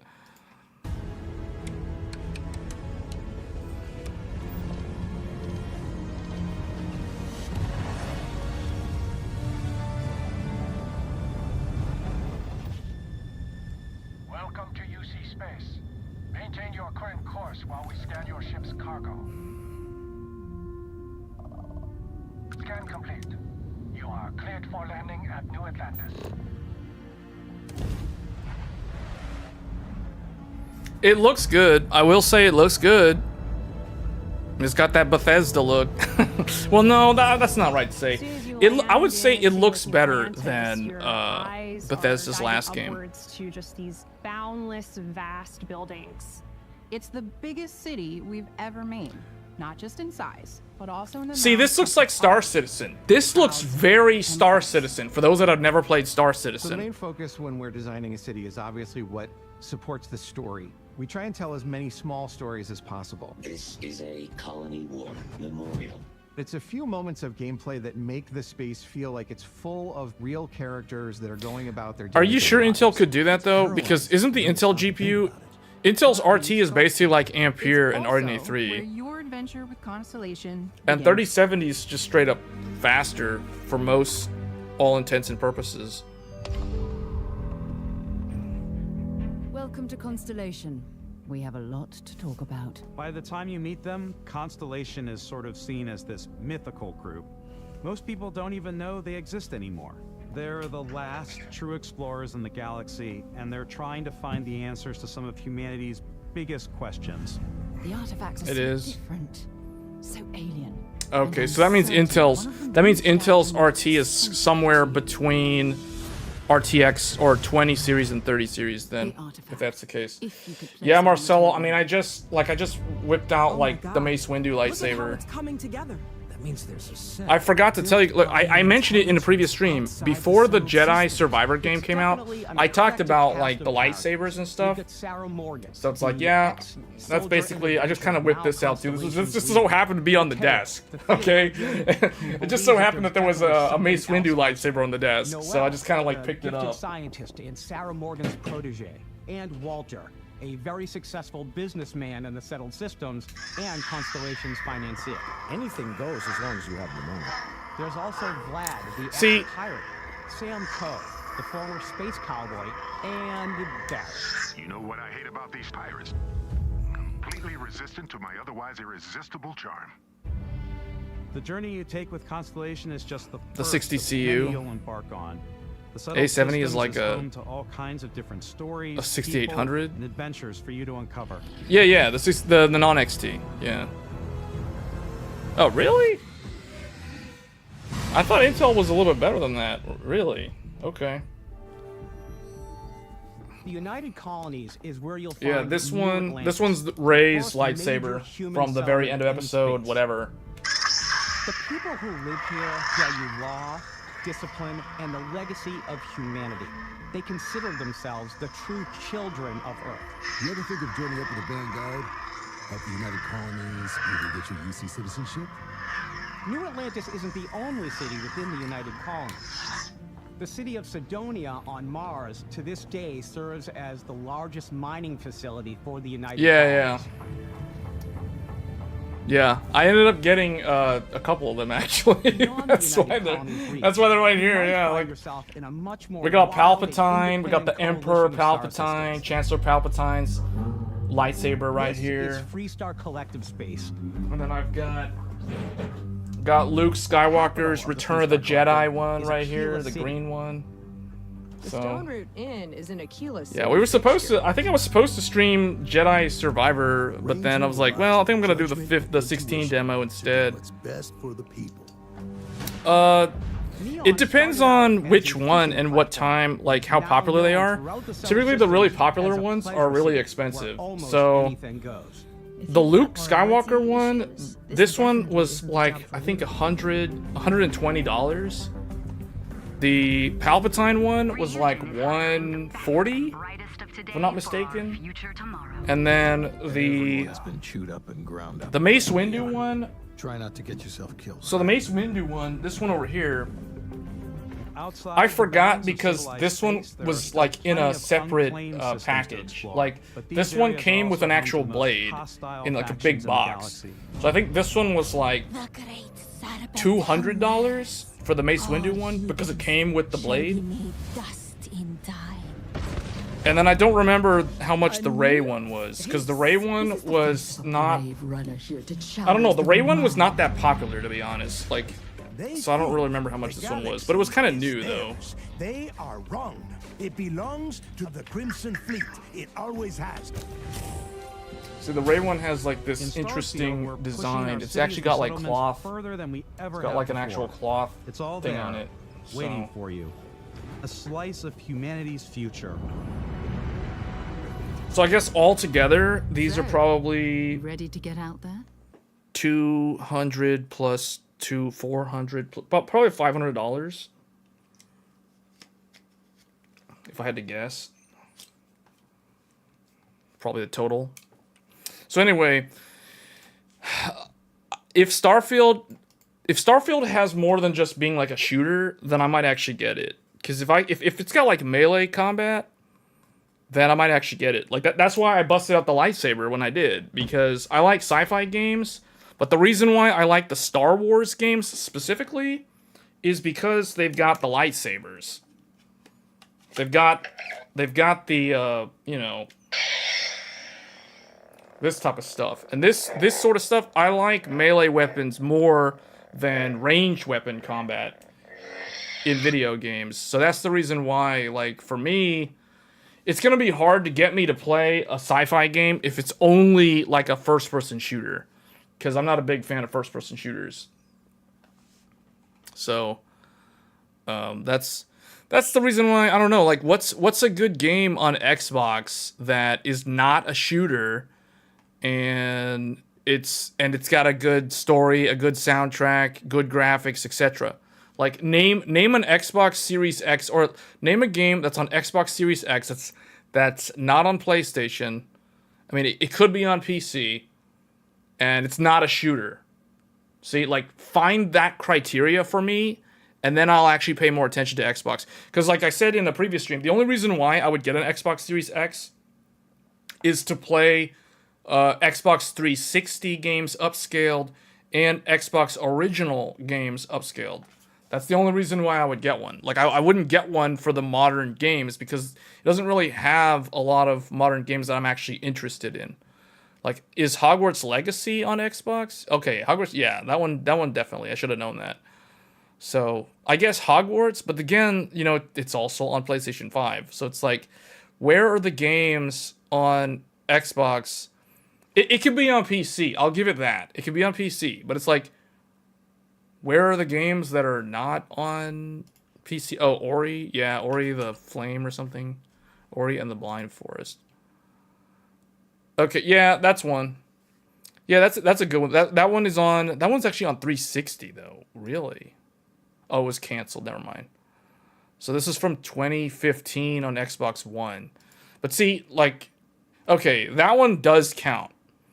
But, where is a game that's on Xbox Series X that's not on PlayStation 5? See, that's what I'm looking for.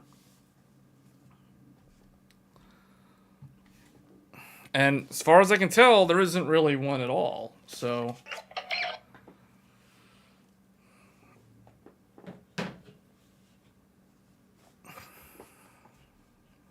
yeah, see, this game, Hogwarts has good graphics. Like, it's okay. It's not like amazing graphics, but it's pretty good. And I would say Final Fantasy 16 is similar in terms of the appearance. Obviously, it's a different art style, but they have a very similar look. Similar look and feel. Definitely different tone, different world, different spells, etc. But the combat is kind of, well, that's a stretch. Only the old Fable games would be like that. Through the back, yeah. Yeah, that's... See, Xbox used to have, like, the RPGs, but, you know, where are the ones for the current generation? As far to my knowledge, there aren't any that I've been able to come across. So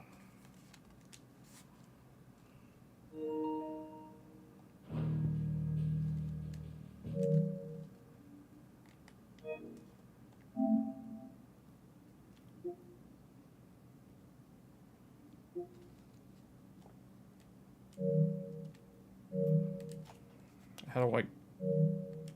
Oh.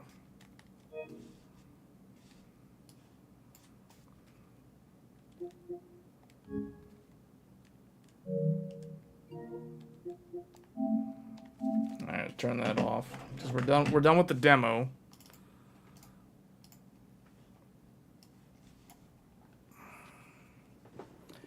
Yeah, that's the thing though. It's like where are the games on Xbox, man? Like Xbox Series?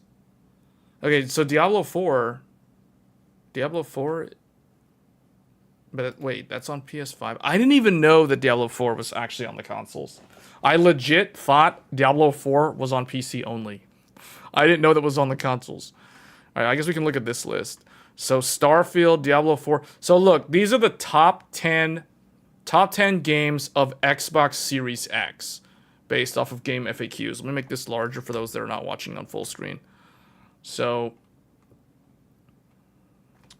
Diablo 4, Starfield, Forza Horizon 5, Persona 3 Reload, which just was recently announced. That isn't even going to be a thing for a while, as far as I know. Yeah, that's next year. Street Fighter 6, Elden Ring, Hogwarts Legacy, Metaphor Ray Fantasio, whatever that is, Cyberpunk. What is this? Some game that's coming out next year, and it's like a Japanese game from Atlas, so that's... Okay, well, there's one. Here's one, but it's also PS5, so it's like, well... Okay, and then Halo Infinite. And then if you look at the top 10 message boards, it's almost the exact same thing. It's like almost the exact same... Wait, Persona 5? What is this? I don't even know what this is. That's something that's coming out later this year. So Persona 5's getting something. Like a Dragon, Infinite Wealth is... Yeah, not even exclusive. So, see, that's the thing. It used to be that the consoles had games that you wanted to play that were only on that one console, and eventually it was multiplat, or it was multiplat, and back in the day, like, if you had any of the consoles, you were pretty much set. What FPS I played that I like the most, if there's any? So for single player FPS, there was a game that I liked called Vanquish. Like this game. I don't know if you've ever played Vanquish, but Vanquish, this game on PS3. Wait, what is this? Okay, never mind. Hold on. That's not even what I wanted to show. That's like, I thought that was going to be a trailer for the game, but it's not. Well, anyway, Vanquish is on PC now, as of 2017. This was a single-player game that was on PS3 originally, and I think it was on Xbox 360. Yeah, so this was on Xbox 360 and PS3. It eventually came to PC, and it eventually got like a... Why is it on PS4? Apparently there was a PS4 and Xbox One. Oh, that must be the PC, like, remastered one. What, this was in 2020? That's really weird. I didn't know that. But that was one that I really liked. It's called Vanquish, but that was a single-player one. I like Halo 2. So this one was really good. Halo 2, the original. And then I guess more recent ones. I gotta think about that, actually. The original Overwatch was pretty fun. The first Overwatch. When it was new, I found Overwatch really fun to play. There were a bunch of clones too, like Paladins and those other games. I played Paladins and I didn't really like it. So it's like, yeah, no, not for me. Halo 3 was the last great Halo game. Yeah, I remember you saying that. I really liked Halo 2. I like Battlefield 1, strangely enough, even though I'm not really that good at it. I just wish I was better at flying the vehicles, like flying the planes and stuff. Battlefield 1 was really fun to play. I played some Battlefield 4, but Battlefield 1 was probably my favorite Battlefield game. Some people might disagree. Some people don't like the nerve gas in this game. It's super annoying, but you just put the gas mask on, but then your vision is impaired, so you can't really snipe or anything. So, you know, that's one of them. I never played Battlefield 5. I played one of the Star Wars Battlefronts, like, way back in the day. I can't remember which one. Probably... maybe it was Battlefront 2. Yeah, I think it was Battlefront 2. It was the one where I remember, like, the best players would always end up with, like, Boba Fett or Darth Maul, and it would be super annoying to have to deal with them. So I think that's Battlefield 2.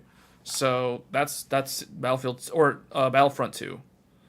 But yeah, I don't really play a lot of shooters. I don't really care for shooters that much. That's why, like, the RPG games like Mass Effect and Fallout 4, like, that's why I'm not a big fan of those RPGs, even though they're role-playing games. Because I just don't like the combat system. See, I found it weird how if you play Battlefront 2, you could go from, like, having to do the shooter style to then being a melee fighter. I thought that's kind of awkward. They should have just made a game where it's like Overwatch, but it's Star Wars characters. So you could play as Han Solo, and then you would be like a shooter style, or you could play as a Jedi, and then that was a melee style. You know what I'm saying? Or you would have like the Force push as a crowd control, that kind of stuff. Dropped it after 2 matches. I didn't even know you could play as the Ewoks. I don't even remember that. Like, I don't know if this is like an extra thing or what they added later. But yeah, like, in terms of shooters, in terms of the genre, I like sci-fi shooters more than like modern. Like, I don't really like Modern Warfare 2. Or any of those, really. Like, any of the Call of Duty games. I'm not a big fan of Call of Duty. Like, the only Call of Duty game that I played a long time ago was Call of Duty 4. Like, the original one. Like what everyone used to call COD 4. COD 4, not Modern Warfare. Yeah, this one. Call of Duty 4, Modern Warfare. So it was literally the first Modern Warfare. COD 4. Like, that was it. This is the one, like COD 4. Everyone used to call it COD 4. They didn't call it MW2 or whatever. It's like that. I don't know what they call it now, or they just say COD and all the COD bros. But that's basically one of the modern ones that I thought was cool. But you know, I don't really like a lot of the modern day shooters. I prefer the sci-fi stuff, so that's why I like Halo more than Call of Duty, and I probably like Halo more than Battlefield too, like to an extent. That's why I tried the Star Wars Battlefront. But see, Vanquish was all about, like, sci-fi, but over-the-top cool. That's why I liked Vanquish. And Vanquish actually had really awesome melee attacks that you couldn't do in any of the other games. In my mind, the only shooter that I enjoyed the melee combat was a game called... Oh, you know what? I just remembered what I wanted to mention. Unreal Championship 2, the Liandry conflict. This is one of my favorite shooters of all time. This is right up there with like Halo 2 in terms of like favorite shooters. And this thing, I had to play this on the original Xbox because this was never on PC, which is a shame because I would have much rather have played this with keyboard and mouse. Because that's how I prefer to play any first-person shooter. But this was so much fun on the OG Xbox back in the day. This was Unreal Engine 2? If I'm not mistaken, maybe it was Unreal Engine 3? It was either Unreal Engine 2 or Unreal Engine 3. I think it's Unreal Engine 2, because it's original Xbox. But this game, man, this game was so fun. This game had like it had this mode called Overdose, where it's basically like hot potato or something. I forgot. It was like there was like the hot potato mode, and there was the one where you want to keep the ball, and that was when shooters were fun in my mind. Shooters today are really, really generic and really repetitive. Like now, it's all about like deathmatch mode and just like running around and just doing objectives. To me, that is not fun. That's not how to enjoy a shooter. The different variety of gameplay modes back in the day were stuff like obviously capture the flag. You had your free-for-all, you had your team match, you had team deathmatch, you had all the classic modes. But then you had all these like weird modes, like low gravity mode, all these different modifiers, like melee only, and then there was like a certain point in the game where like a weapon would spawn, and then like whoever gets that first is probably gonna win. But I don't know, because melee was very viable in games like Unreal Championship 2.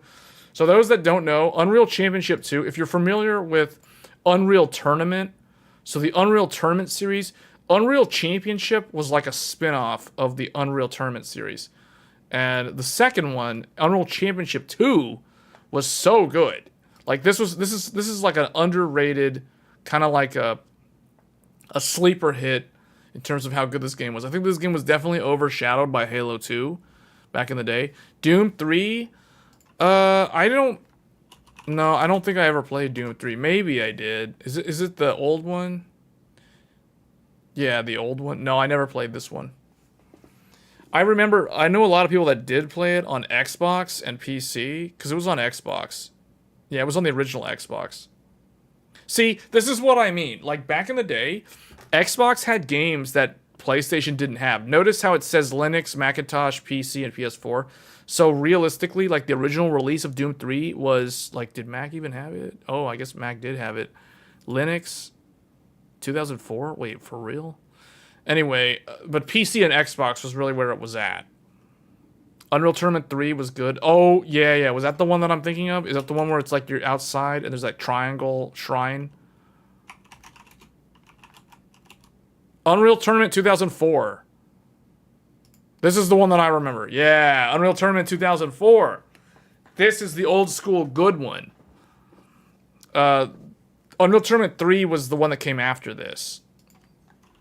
I think that was 2007. Yeah, this one. Yeah, I never played Unreal Tournament 3, but I played Unreal Tournament 2004 on PC. That one was fun. Yeah, that was definitely PC, because you couldn't play that on consoles. But yeah, that one was good. See, I just feel like back in the day, you had... Like, there was a reason to get Xbox. There's another game that I'm thinking of. Like, for instance, Dreamfall. This one. This was a adventure game. It's on Steam now. But the original release, actually, yeah, back then, I don't think this was originally on Steam. It was, like, you had to, I forgot how they distribute it. Maybe it was through Windows games. But I forget how to play this on PC. All I know is that I got the Xbox version of this back in the day.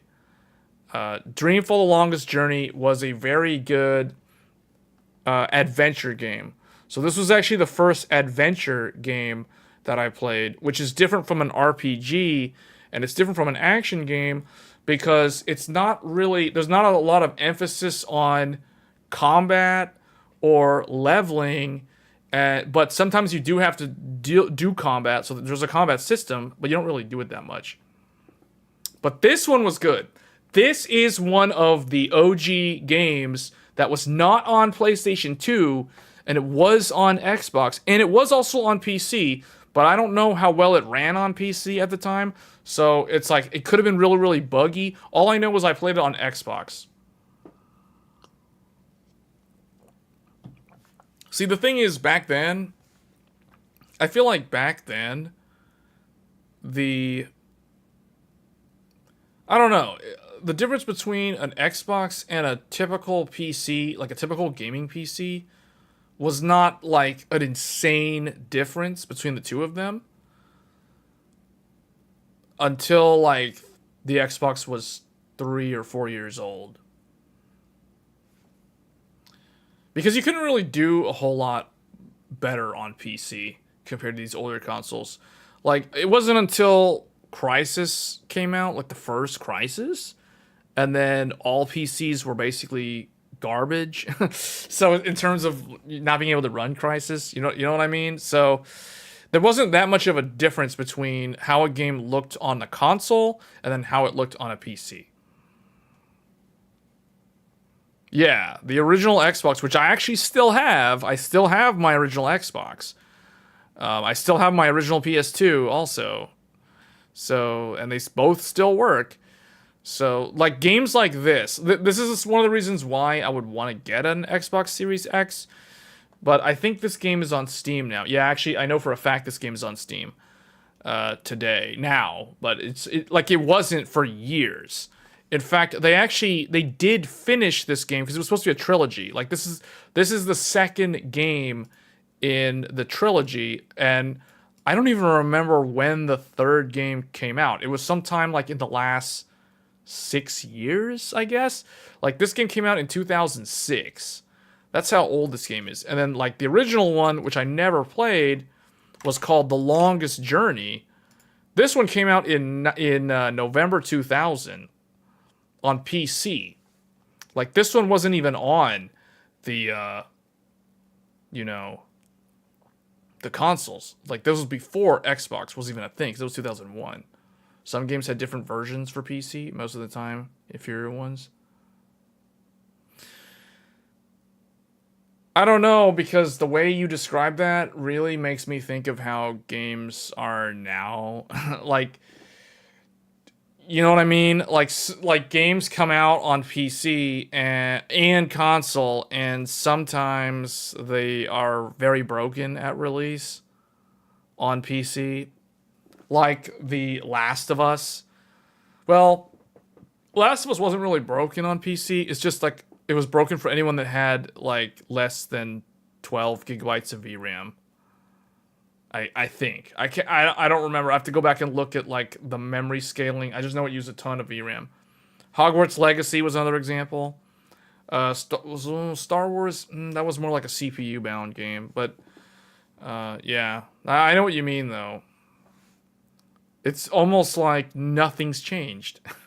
It's almost like nothing's changed. Games still give you a more consistent experience day one on average on console. But I don't know, most high budget games that are not like super overhyped, I think when they come out on console and PC they do fine.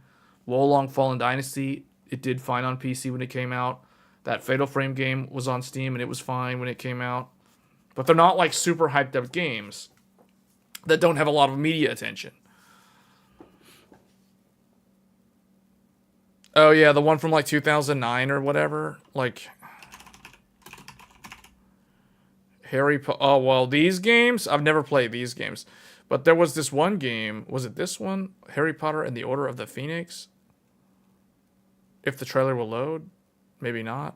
Who knows? Mirror's Edge is actually another one.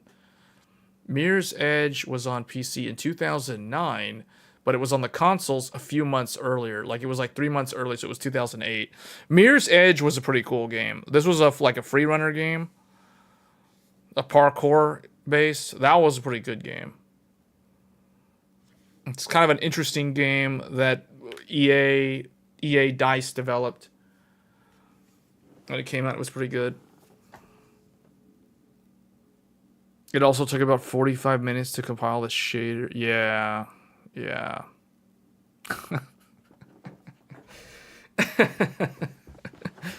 Yeah, you don't have those problems on the console, oddly enough. You would think that a much more powerful CPU that's 2 generations newer than a PS5, aka Zen 4 versus Zen 2, would be faster at compiling the shaders, but it's like, no, that's not how it was designed. That's not how we built this game, so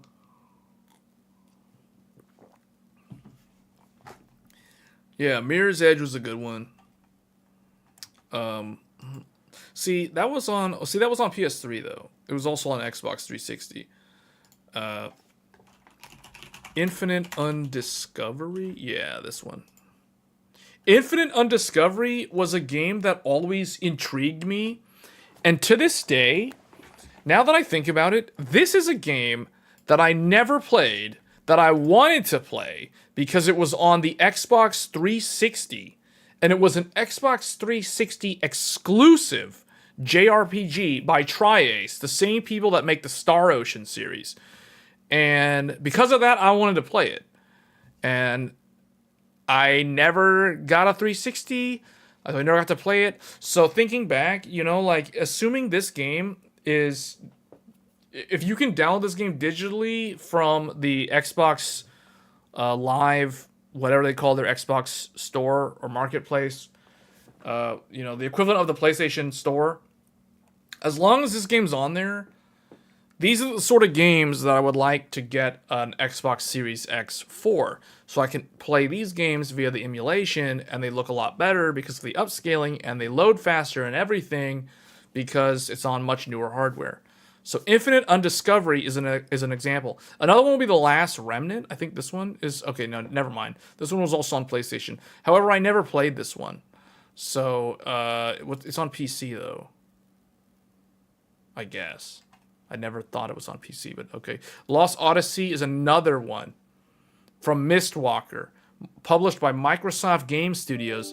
This is a game that was an Xbox 360 exclusive RPG that I never got to play because I didn't have the console. It never came to PC.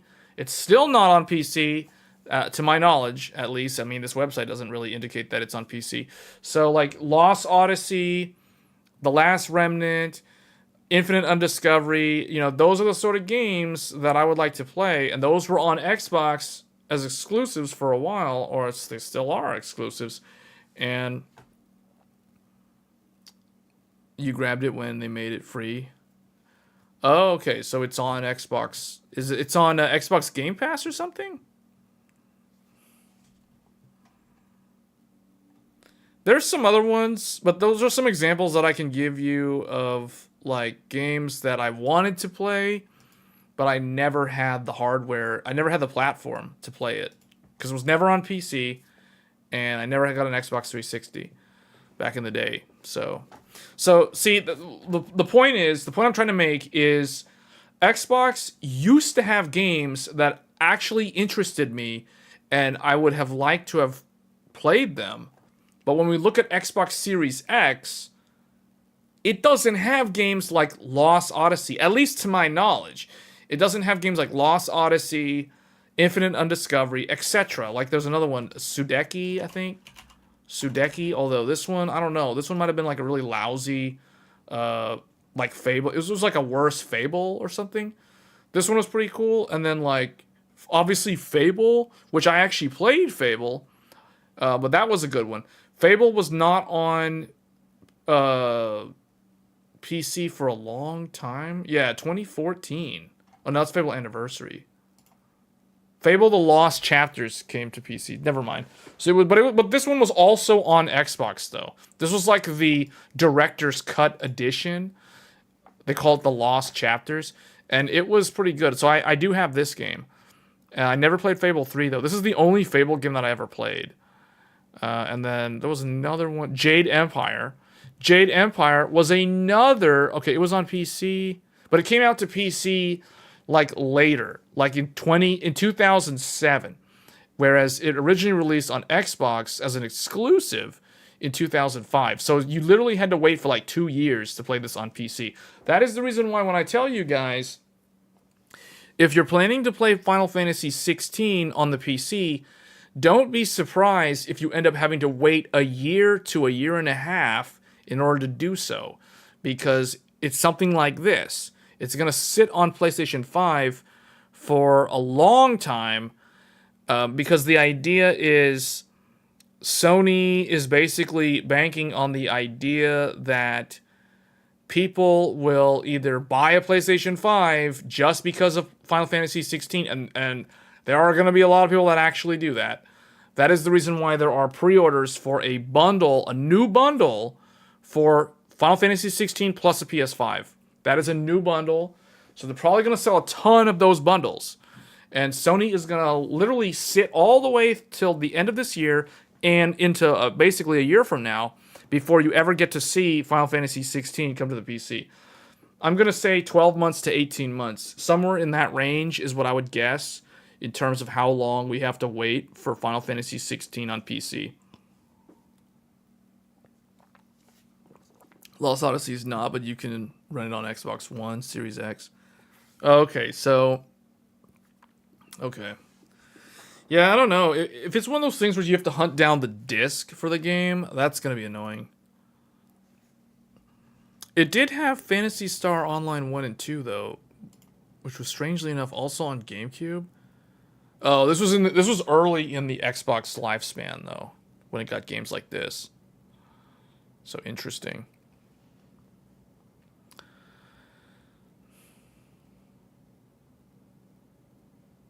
Yeah.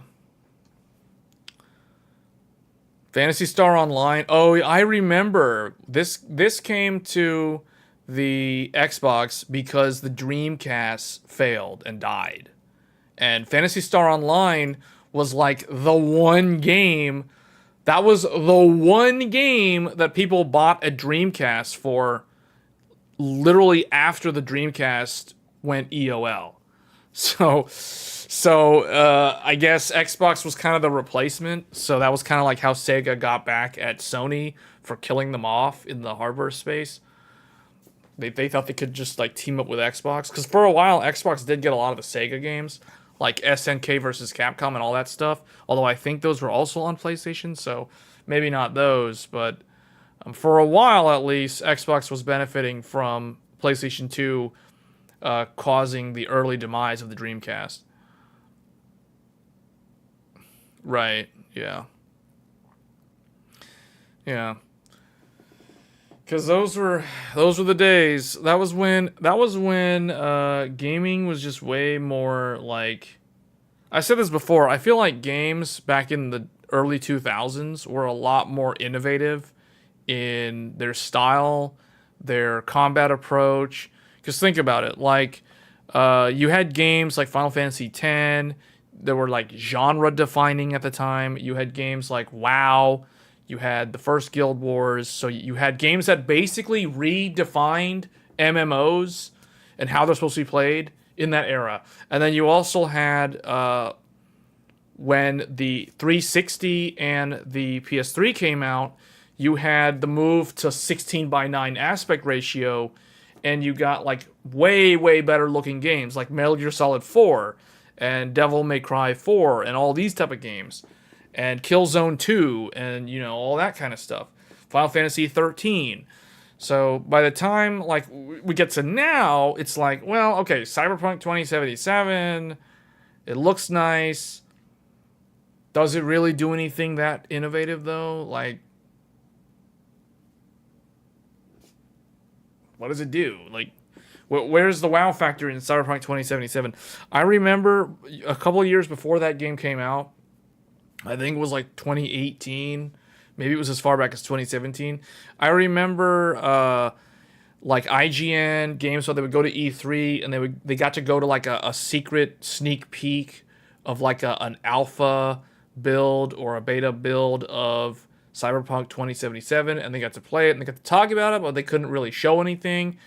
And they were basically hyping up that game so much, and they were explaining, oh, it's so good, it looks so good, and the car system, the driving around, all that stuff.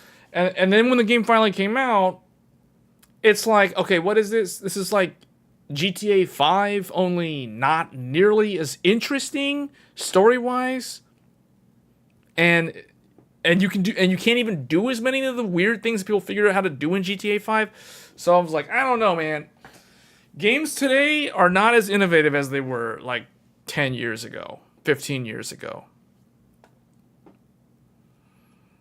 So anyway, in hardware news, well, we talked about the Intel thing already. I don't know I thought, Marcelo, you weren't here when we were talking about Intel rebranding the processors. I don't know what to think of this. Okay, they give an example here of what that would look like. So the i9, Core i9 13900K becomes Core i9, I said i9, Core 9 Ultra 13900. Now, I don't think the K is going to be there. I think the K is the Ultra, and the non-K is the non-Ultra. So in my mind, it's going to be Core 9 Ultra 13900, and then the one that doesn't have the K is the Core 9 13900. Lost Planet was one. Lost Planet was also on. Oh yeah, Lost Planet. Lost Planet 2 was the one that I remember. I never played Lost Planet 1, but I remember this one on PC 2010. Well, it was on PS3 though. Lost Planet 2 was on. Oh, you mean the original Lost Planet?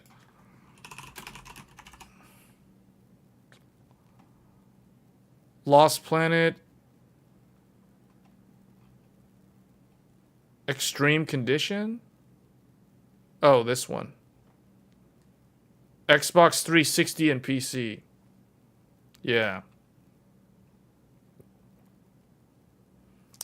Well, it says here it was on those two. It probably got a PS3 release for like a different region, like the Japan region or something.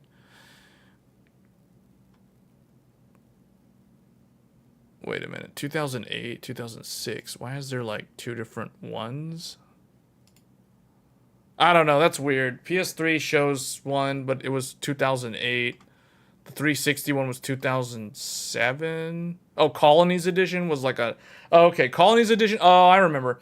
Okay, so Colonies Edition was like the director's cut, and that one came out on Xbox 360 and PC at the same time that the PS3 got the non-director's cut edition. I remember reading something about that, how it was like, it's pretty lame that PS3 owners had to wait like a year or whatever to be able to play Lost Planet. But then Xbox 360 owners get like a better upgrade to that game or something like that at the same time that the PS3 just gets the base game. So, yeah, I remember stuff like that. See, stuff like that used to happen way more often than it does now. I really think Sony, like Microsoft, needs to make their own, like, they already kind of have it with the Xbox integration with PC. But like I said in a previous live stream, I think if Microsoft really wants to win the console wars, they already have a really good thing with Game Pass. What they need to do is they need to, like, steal market share from Steam, view Steam as the competitor, and actively go against Steam on the Windows platform.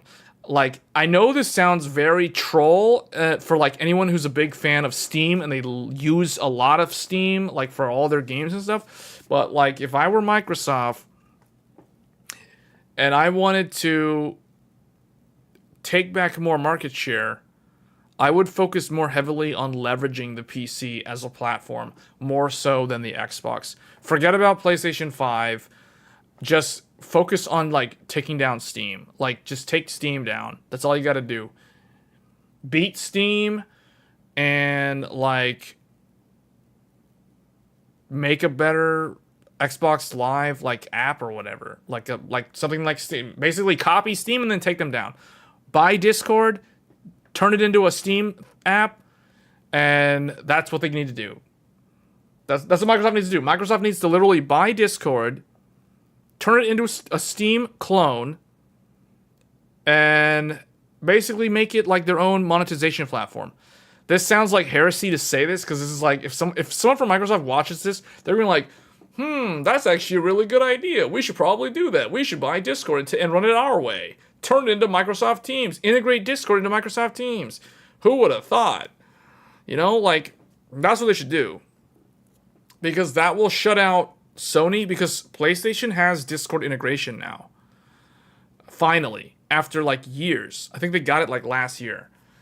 Or maybe it was like almost 2 years ago. But anyway, Microsoft really needs to clamp down on the PC platform and like take more control and leverage it more to their advantage, because hey, they are the ones who make Windows. They should control the Windows. You joke about that, but they already tried to buy Discord. Yeah, but I forgot what the reason was where they decided not to or whatever. Or you know what? Sony should do it. Sony should buy Discord. Then that will put them in the PC space. Then they go make their own PlayStation Network PC edition. And you have like the ability to play all the PlayStation games on the PC using their launcher and their thing and all that stuff. And then, well, I don't see them doing that. To me, it's more likely that Microsoft buys Discord and clamps down on the Windows OS as a platform and exerts more control over it, so that like Steam gets like squeezed more and struggles. So, because I personally think Steam is way too big. So I think Steam needs to be knocked down a couple of pegs. So I would cheer on Microsoft over Steam any day of the week. So that's my opinion on that. And then when it comes to Sony, Sony's strategy, in my mind, is completely different. So I think that, here, I guess, let's whip out Paint, because we probably need to do the Paint session, then we'll end the stream. So Microsoft, and people are going to, like, think I shouldn't be saying this, because this will give them some ideas. Microsoft should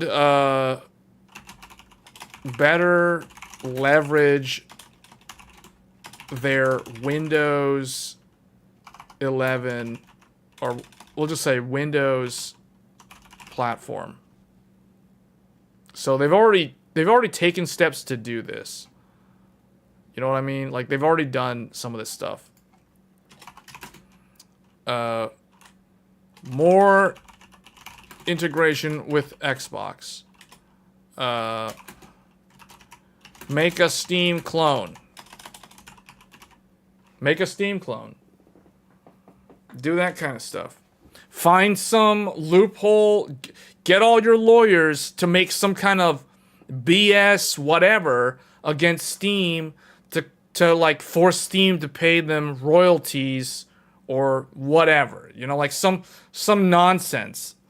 So some whatever thing. I don't know, because it's like that's something they probably won't do, because it's like if they lose, then that's a big huge waste of money, that the lawyers will take all the money. So I don't know about that, but you know, do whatever you need to do, Microsoft, to do that stuff. And then like Sony's strategy is completely different. Sony should make a Linux based PC gaming platform. Okay, what Sony should do, because, am I an undercover Microsoft employee? No. No. No, because if I was, I wouldn't, like, make strategies for a competitor, right? Like, I'm making a Sony strategy now. So this is what Sony should do if Sony wants to win more in the gaming market. A lot of people call it the console wars. I think it's more like a larger scale thing now. So the gaming wars.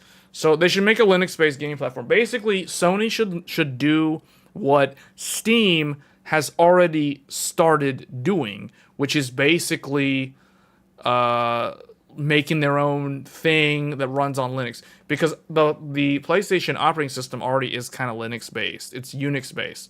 The fact that you could install Linux on a PlayStation 3 indicates to me that it was Linux-based. Linux is very difficult to game on currently. Yeah, that's because the ecosystem from the developers is not there. That is the exact same argument as to why NVIDIA has a stranglehold on the professional cinematic, the CAD market, basically the workstation app marketplace. NVIDIA dominates because they have the CUDA developer ecosystem. The only reason why Linux gaming on Linux is not the same as it is on Windows is because the developer ecosystem is non-existent. That is the reason.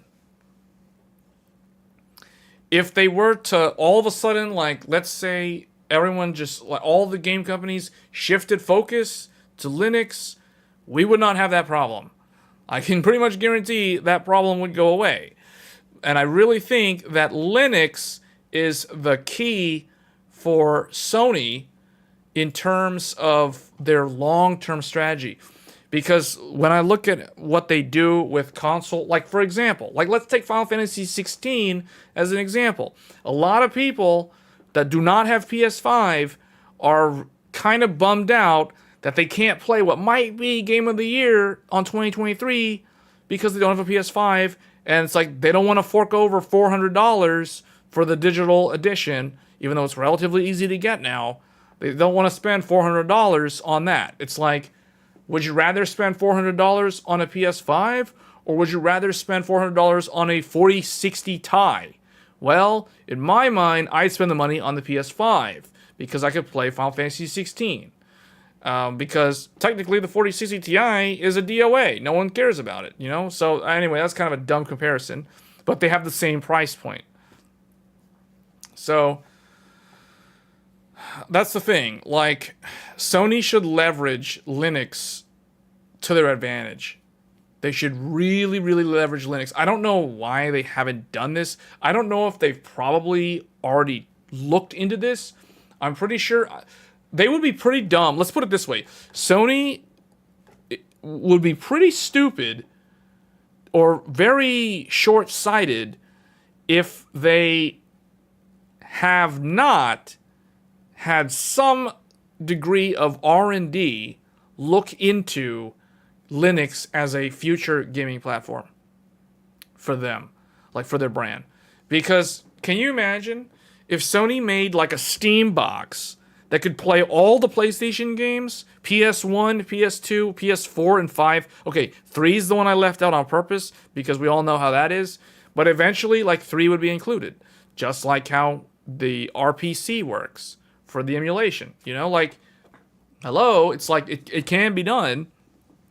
So, I really think, like, Sony should make a Linux-based gaming platform as their next thing. Like, long-term strategy, this is what they need to do.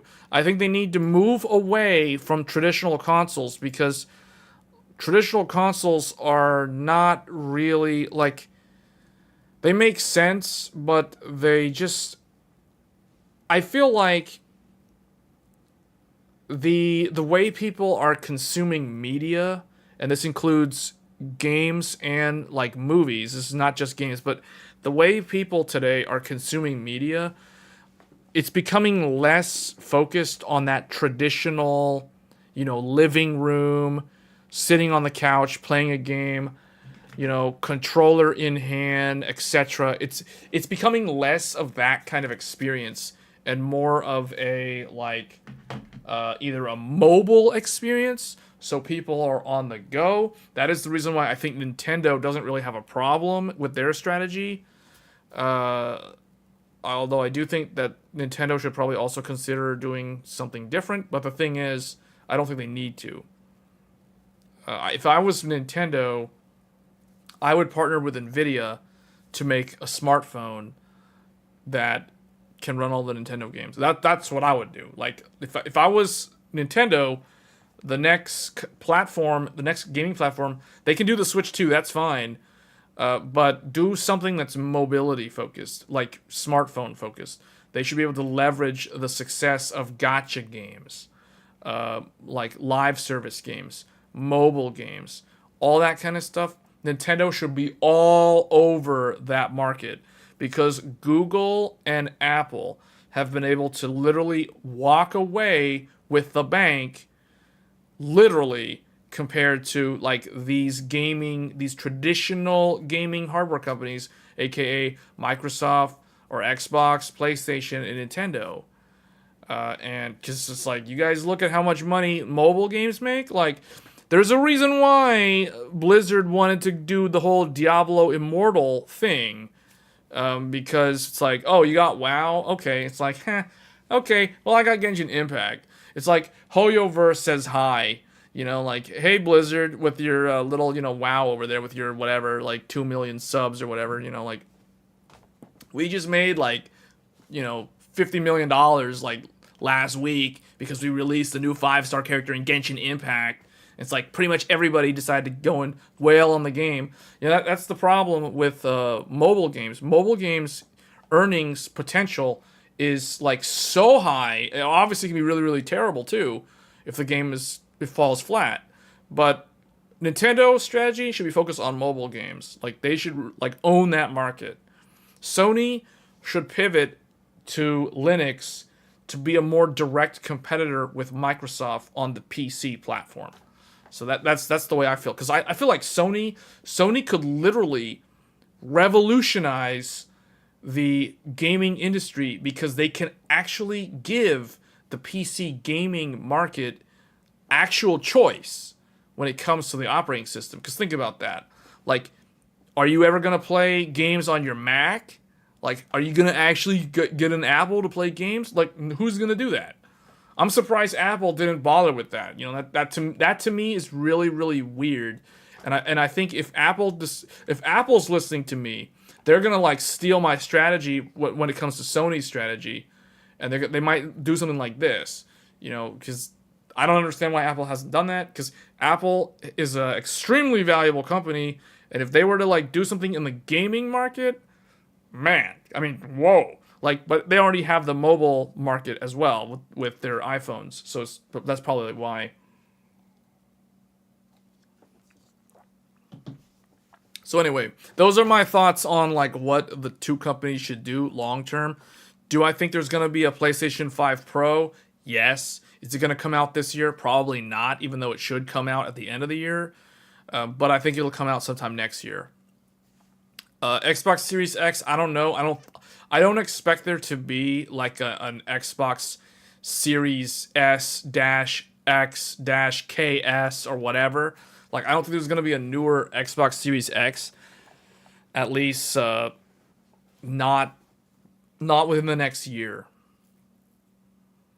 But I know there's going to be a PS5 Pro. Like, that I know, because Sony doesn't want to slow... Like, they don't want to, like... They don't want to let off the gas on the lead they have over Microsoft. The Xbox Series XXX. Yeah, I don't think they're going to make one. I don't know. They might, but I don't think they are. I think Microsoft is focusing more heavily on their Xbox Game Pass. They are focusing more heavily on the PC platform, and I really think that's the right thing to do. So I don't really think they need to do much with the Xbox. As far as the hardware.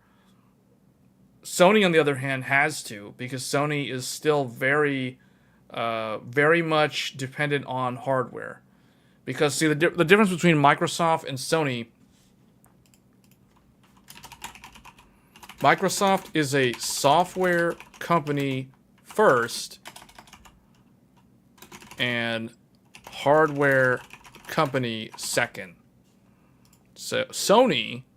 is the opposite. Sony is a hardware company first and software company second. They're literally the opposites of each other. One of them is software heavy, the other is hardware heavy. And this is the reason why we're more likely to see a PlayStation 5 Pro before we see any kind of like Xbox refresh. So, because they kind of need that. And the thing is, Sony is leveraging their... It's kind of weird because Microsoft has spent so much money on acquisitions of these game companies, but they have under-delivered in terms of the like how much money they spent on acquiring these developers. Sony, on the other hand, has done relatively well. I think their acquisitions have paid off for them a lot better than Microsoft.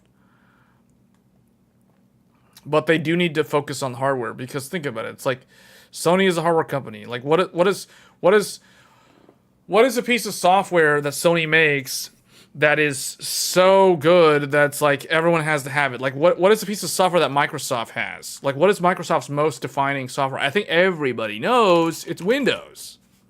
Windows OS. The Windows OS. So clearly it's a software-based company first. But what does Sony have? Sony's always been a hardware. Cameras. TVs. They even have smartphones. They still have smartphones. I mean, they don't have a whole lot. I mean, I have one. Like my latest phone is a Sony Xperia. But, you know, hardware company. So, like, they're not known for their software. Their software's not bad. Like the PlayStation OS. I mean, it's not bad. But it's not what they're known for. So they're very much a hardware company. I mean, they're also in the movie industry. Microsoft's not in the movie industry. PS5 controller with a screen in the middle was a really strange announcement. Yeah, that is kind of weird. That's very weird. I don't really know. I don't know if that's the right direction for them to be going.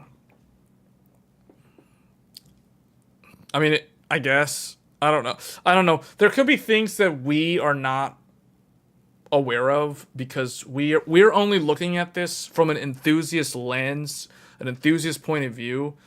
But the larger business as a whole has probably determined that having some kind of like modular mobile device like a tablet is something that is fulfilling some kind of gap in the market. Or it's just them trying to like copy Nintendo. Only it's going to be like a client server based structure where the console is the server and the tablet thingy controller, whatever, is the client. So that could be what that's all about. Anyway, that's pretty much my thoughts on that. So it's like I get the strategy for both companies in terms of what they need to leverage. They need to play to their strengths. And I think Sony could make a pretty good Linux base, because Linux is a fairly efficient operating system.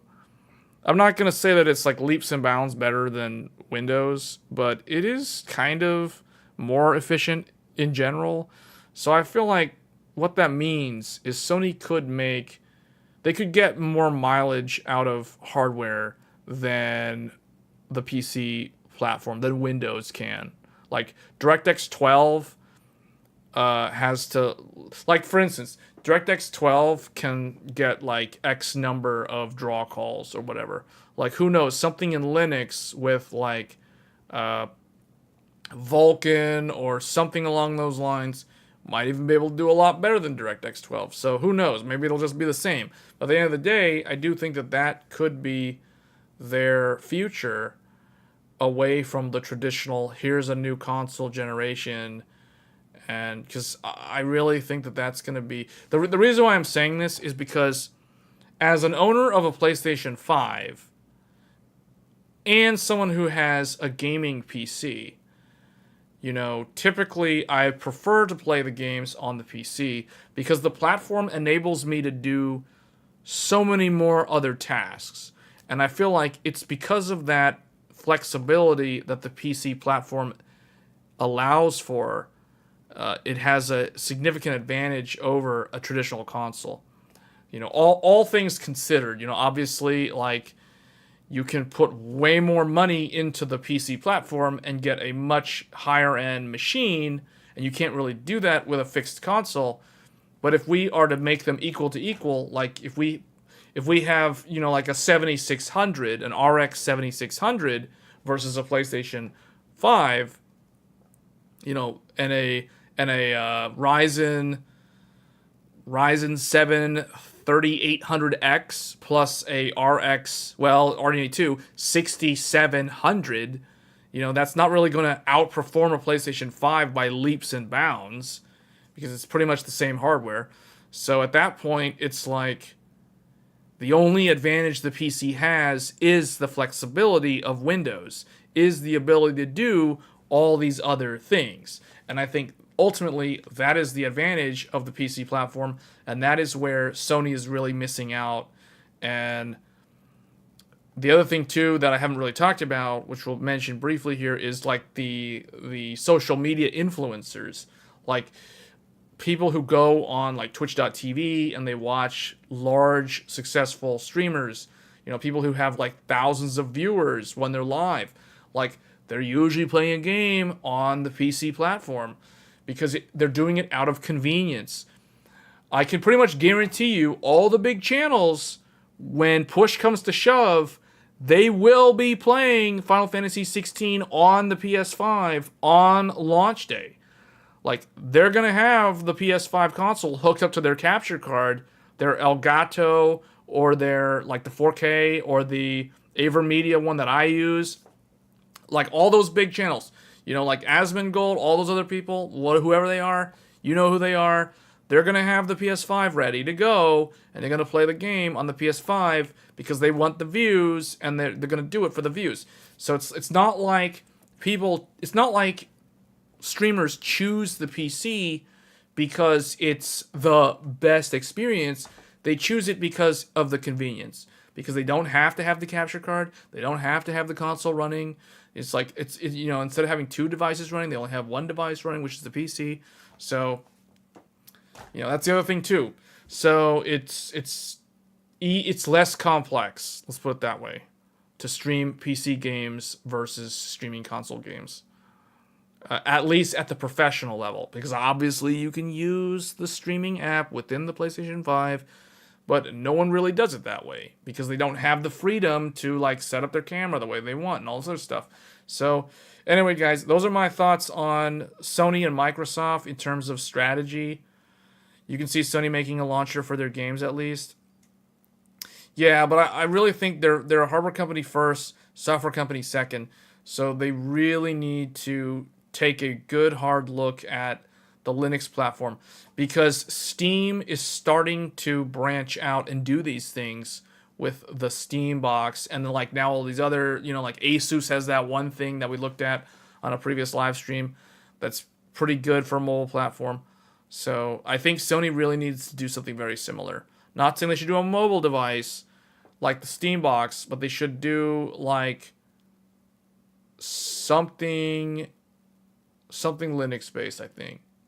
Maybe not. If they're gonna do Windows, they're gonna do their own launcher. That's fine. Who knows? Maybe that's what they're gonna do because that'll be the easiest way to scale up. But I think if they really want to take the fight to Microsoft overall, rather than just competing with Steam and keeping their timed exclusives, then they probably should invest in some kind of hardware solution that uses an operating system that's not Windows. So anyway, those are my thoughts in terms of their strategy long term. Look forward to Final Fantasy 16 next week. I'm going to be I guess I will be streaming it. I definitely will be covering Final Fantasy 16 extensively at launch and like well until I finish the game. So anyway, guys, that's going to be for this stream. Hope you guys got something entertaining out of this, and I will see you guys in the next one. Thanks.